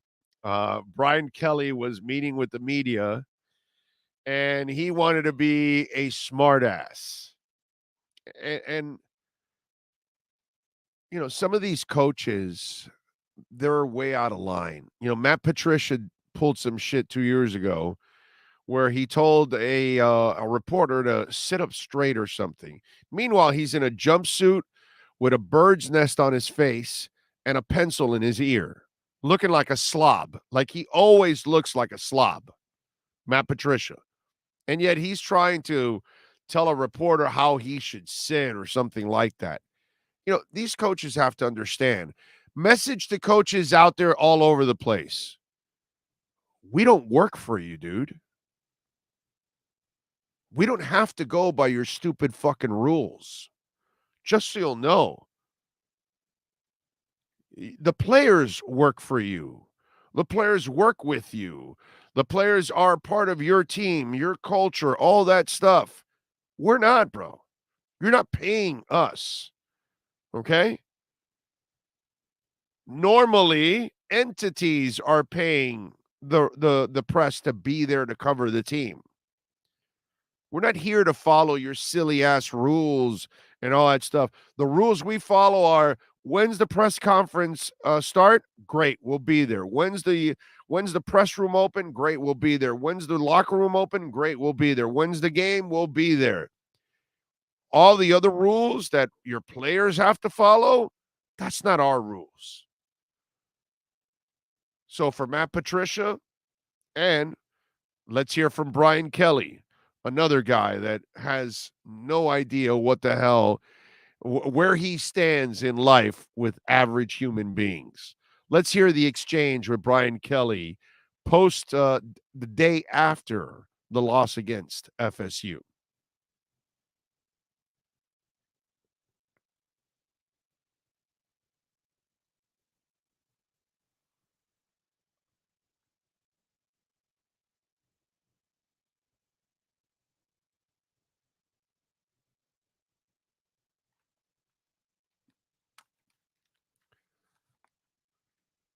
We have it there? Don't see it. Hold on. Give us a minute. I think Sean is still pulling it up here. Anthony wants me to come over to the house to hang out. Yeah, Anthony, you got it, bro. I gotta find it. I thought you were bringing up what I sent you. I'm sorry, my fault. Okay. All right. Okay. All right. So I guess we'll find it here. We'll try to get it for you. Guess we didn't have it ready on there.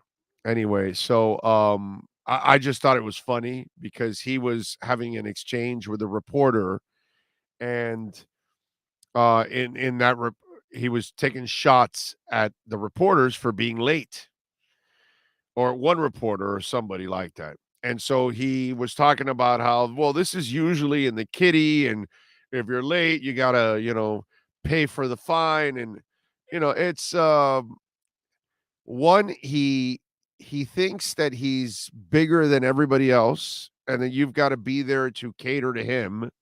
And so you've got to be on. No, dude, that's your players. Nobody says it's a requirement. If they get there late to the press conference, they get there late. You don't need to talk about it. So one of the reporters snapped back and said, well, maybe if you won, we would be here on time. And I have no idea who was late, which one of the reporters was late or not. Who knows? But I thought it was a funny exchange. Here's Sean. He'll play the exchange now with the coach, Brian Kelly, and the reporter. Go ahead. That we'll open it up to this late arriving media crowd that must have enjoyed the weekend. That's usually $10 that we put in the kitty. We'll have a big bash at the end of the year at my place. I don't think it has anything to do with winning. I think it has to do with being on time. Yeah, well, listen, again, they're not your players. They don't have to show up right on time. They can get the transcript and get what you said, dude. I don't know if you know that, Brian Kelly. There's a transcript that's then posted after. So all the media members usually, I don't know if you guys know this, but the media members will break amongst themselves the interviews, and they'll type the transcript of each of the interviews. And then that way they all, help each other out. So they all get the quotes, and then they can all continue to write their stories. So technically you can get there late and you're still not going to miss the story. It's not a big deal. And he wasn't trying to be funny and cute, by the way. He tried to make it sound funny and cute, but he was actually perturbed that the guy was late because he wouldn't have brought it up. But he has to understand that we're not here just for him. And those people are there to cover the LSU program. Now, if that man or woman wants to show up later, had to show up later, they were running late, big freaking deal. They can still get the job done. It's not the end of the world. They showed up, right? They're there. Now, if they didn't go at all, maybe it might be harder to do your job. But he was trying to actually make it like, well, you got to be here on time to be in my press conference. Like, I'm glad that reporter snapped back at him, because that's the problem with some of these coaches. They got to realize they better separate church and state. Okay? Media is not your players. The fans aren't your players. They don't have to do the things your players have to do to keep you happy. Brian Kelly is just he can coach, but he's just a first-class jackass is what he is. All right. We thank Ira Winderman and Kurt Heelan. We thank Ian Rapoport, Matt Verderame, as always, for joining us. Normally, Craig Mish would join us at 1 o'clock, but today we are headed out to Dolphins camp, so we're going to end the show a little earlier. Mish is going to join us tomorrow on the program, so we moved them over, so we'll have our baseball segment tomorrow with Mish. We'll go around the league, and we'll talk a little Marlins. I'm sure you're not necessarily really heartbroken that badly that we're not talking Marlins today. I think you can hold off another 24 hours till we get to a little Marlins talk. Good thing is now we're getting closer to the playoffs, and now I can start talking with Mish about the playoffs and have a little fun with all of that. We thank all of you that tuned in, text in. As always, thank you for hitting the like button. Hit the notification bell. Please subscribe if you're watching. Help us get to 25,000 subscribers. We want to get to 25,000, man. Let's build this thing up. Maybe we catch you later. I don't know. Maybe that's why I say hit the notification bell, because you just never know if I feel like popping in this afternoon because we got some interviews and something special or something along those lines. You just never know. Anyway, we shall see you. If I don't chime in this afternoon, we will see you tomorrow. Same time, same place, same bat channel, and we'll be live at Hialeah Park. Y'all be good out there.